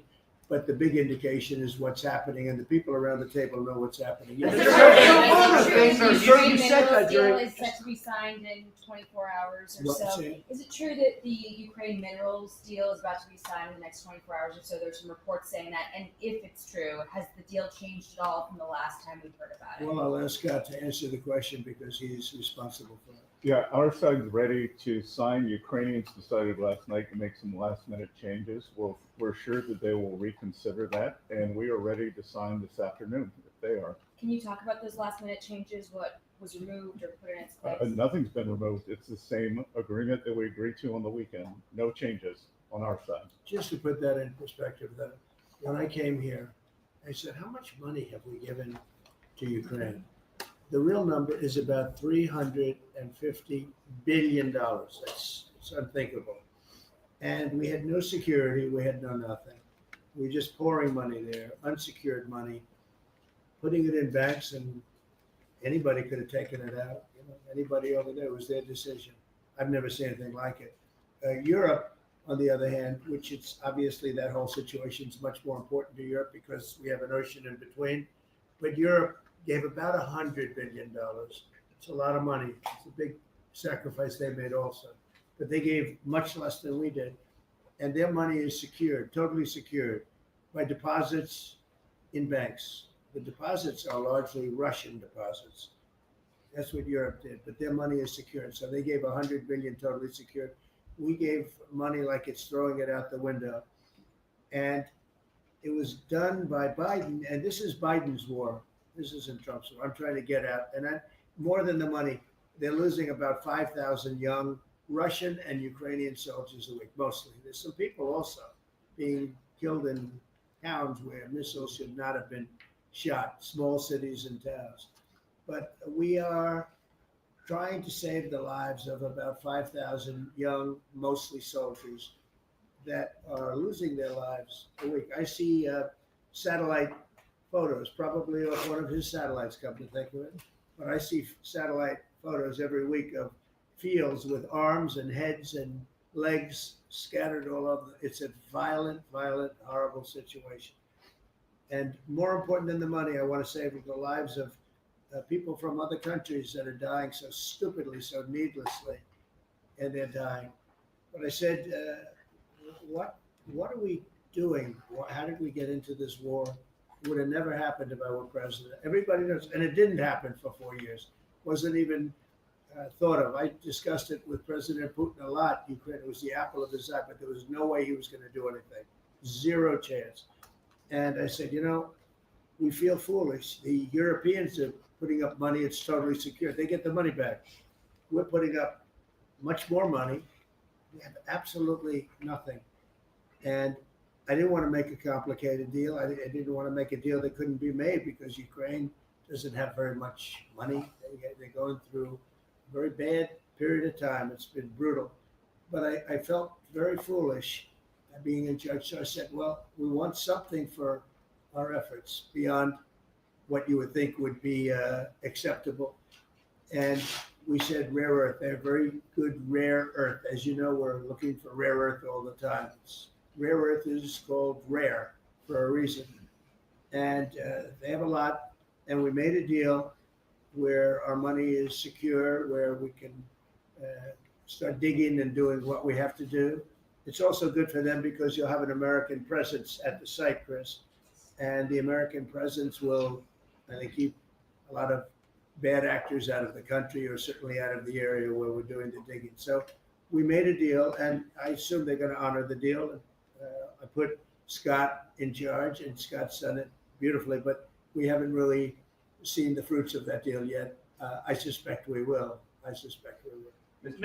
President, sir, you had progress. You had set a 90-day deadline to an executive order for Secretary Hegseth and NOAA to review whether to recommend to you whether to invoke the Insurrection Act to send troops to the southern border. Is that something you're still considering? Well, I'm talking to them, and it's not hard and fast, but I'm talking to them, and I will tell you that the border is the most secure it's ever been. We have never had anything like it. And when you said, Christy, before, it's 99.999, and I guess that means one person maybe, or two people. It's actually turned out to be 3 people came across the border versus hundreds of thousands of people under Biden. And we're talking about people coming. Look, people, they have souls, they have hearts. Many of them are good, but we have a country that's under siege. We have a country that really is under, I think it's under attack. In many ways, worse than under attack, because there are no uniforms. You don't know who the attacker is. So you really don't, it's not like you're fighting an army. You're fighting people, you don't even know who they are. But 11,888 murderers, many of them murdered far more than one person, are roaming. Now, some of them have already been caught. A lot of them have already been caught and taken out. But we're being impeded by judges from doing our job. And hopefully that situation is going to be solved, because I think nobody wants to have murderers and people from jail, and I mean for serious, serious crime. I remember the Biden people used to say, no, these are aliens that came into our country and they don't commit crime. I said, they don't commit crime. They commit worse crime. They make our criminals. Some of these people that they've allowed in through open border policies, the dumbest thing I've ever seen. You can look at some of these people and you say, this is not going to end well. But the people that they've allowed into our country are making our criminals look like the nicest people on earth. I will tell you, these are serious criminals. These are violent criminals. These are people that would kill you and wouldn't lose an ounce of sleep, and they wake up the next morning and they don't even remember it. This is a rough, tough group of people, and we've got to get them out of our country. And the law says, I believe, I hope, and I think Pam will be very successful in proving it, but we've run into, I would call them rogue judges. Somebody could criticize me for that. These are rogue judges. These are radical left, generally radical left, horrible judges. And we didn't lose all of these people. You know, we've lost a lot of people to death and to rape, all sorts of crimes committed by the people that poured into our country. And they came in totally unimpeded. Just come on in. And you see it every night. You'd see thousands and tens of thousands of people pouring into our country. We have no idea who they are. And to this day, we're looking for people. We have no idea. We hear that we have terrorists in our country that are so bad, they couldn't stay in any other country, but we're getting them out. And the group between Pete and Christy and Tom Holman and everybody working together, the people that you would least suspect are reporting them, getting it, and the public is reporting them. The public is seeing. The public is calling and they're saying, you know, I live in a house and next to me moved in a group of people and they are very violent. And would go and would find out and would say, yeah, you're right, they were really violent. And we have information on most of them. So I just think it's incredible what's taken place. But we right now have a very, very secure border. Right now we have the most secure border in the history of our country. So I don't think we have to worry about your question to Mr. President, Prime Minister of Canada ran against, not only against the Conservatives, but also against you. Well, Yesterday, both parties. right, yeah. And yesterday he spoke about American betrayal. Are you interested in rebuilding relations with Canada? And if so, how? No, well, I think we're going to have a great relationship. He called me up yesterday. He said, "Let's make a deal." You know, he was running for office. They both hated Trump, and it was the one that hated Trump, I think, the least that won. I actually think the conservative hated me much more than the so-called liberal. He's a pretty liberal guy. Why do you think? No, I spoke to him yesterday. Couldn't have been nicer. And I congratulated him. You know, it was a very mixed signal because it's almost even, which makes it very complicated for the country. It's a pretty tight race, but he's a very nice gentleman, and he's going to come to the White House very shortly, within the next week or less. Mr. President, when will you speak to President Xi of China? That'll happen. I mean, look, right now, and I told you before, they're having tremendous difficulty because their factories are not doing business. They made $1 trillion with Biden, $1 trillion, even $1.1 trillion with Biden selling us stuff. Much of it we don't need. You know, somebody said, "Oh, the shelves are going to be open." Well, maybe the children will have $2 instead of $30. You know, and maybe the $2 will cost a couple of bucks more than they would normally. But we're not talking about something that we have to go out of our way. They have ships that are loaded up with stuff, much of which, not all of it, but much of which we don't need. And we have to make a fair deal. We've been ripped off by every country in the world, but China, I would say, is the leading one, the leading candidate for the chief ripper offer. There has never been more than the United States of America under some of the dumbest leadership. And it usually starts with the president. And you can go back, and I'm not just talking about Biden. It's been the worst. I mean, the trade deficits and everything else, he's been the worst. But he had no idea what he was doing. And I think somebody ought to look at the auto pen to find out who was really running this country, because it wasn't Biden. Because nobody could agree to what he agreed to. So what's your message for the girl who doesn't get our country at risk, at tremendous risk, and fiscal risk, financial risk. So I think we have it very much. I really believe that the next 100 days is going to be even better than this. Look, I read an editorial yesterday from a group that normally wouldn't write a good, that this is the most consequential presidency in history, in the history of our country. This is not a particular group that would write that kind of an editorial, but they see what we're doing and what we had to do. And I believe if this group, not just me, if this group wasn't here, I think our country was going to be in, if it was lucky, just serious trouble, but a lot worse than that. I think our country could have been a total disaster. Bad things were happening with our country, and we've stemmed the tide. We've turned it around, but we're going to really turn it around over the next 3 years, 3.5 years. We're going to turn it around, and then hopefully it'll be in such great shape. That's my goal, to put it in such great condition that it can't be destroyed. Do you believe you mentioned this last night in your speech in Macomb, that we're facing an unprecedented situation where there's a lot of abuses of nationwide injunctions, sort of seemingly designed to curtail your power, specifically when it comes to deporting these illegal, violent aliens that came in under the previous administration. Have you spoken to your team about ways to mitigate this and continue to deliver for the American people on Well, that there aspect? are ways to mitigate it, and there's some very strong ways. There's one way that's been used by 3 very highly respected presidents, but we hope we don't have to go that route. But there is one way that has been used very successfully by 3 presidents, all highly respected, and hopefully we don't have to go that way. But there are ways of mitigating that. I want to thank you all very much. I thought this was an incredible cabinet meeting. I think there's probably has never been a cabinet meeting like this. You've never seen it on tape, that I can tell you. And I want to just congratulate everybody at the table. But we have a lot of work to do, but we're off to a great start. Thank you very much, Do everybody. you enjoy, Mr. President, being in the White House back?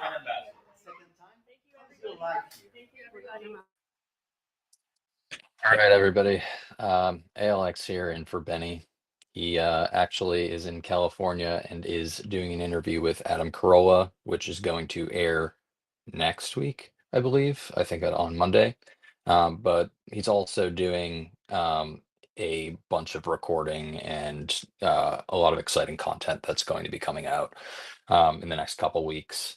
But yeah, as we know, Trump likes to go very long, and these cabinet meetings are unpredictable if they're going to take questions or not. So he had to head out early. So I'm here to close out the show with the verse of the day. Let's see, today from Isaiah. So don't worry because I'm with you. Don't be afraid because I am your God. I will make you strong and I will help you. I will support you with my right hand that saves you. All right, with that, we'll close out the show. Have a good day, everybody. Hey, hey, hey! Guess what day? Guess what? Guess what? I'll tell you the tale of Trump's first 100 days. The left is throwing a fit of rage. They belong in a cage. Like those border crossers, tariff money in the coffers. We're bound to take Canada and the Panama Canal, la la. Turning Houthis into smoothies as Elon went for the jugular. The Department of Diversity shutting down the Ivy Leagues. And guess what? Guess what? Everything will be okay. Guess what day? What day? It is. It's hump day. Get it on. Hump day.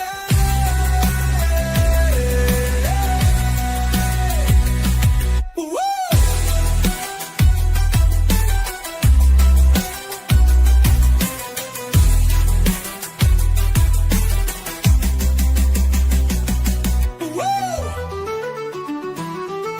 The biggest ships in the sea, all owned by the oldest kings, and their dying legacy, media dillweeds.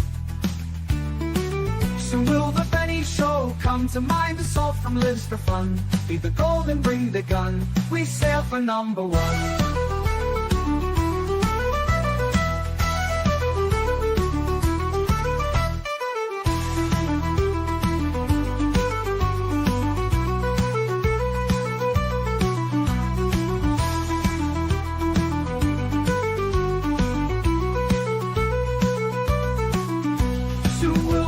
Show come to mind, the salt from lives for fun. Leave the gold and bring the gun, we sail for #1. The biggest ships in the sea, all owned by the oldest king.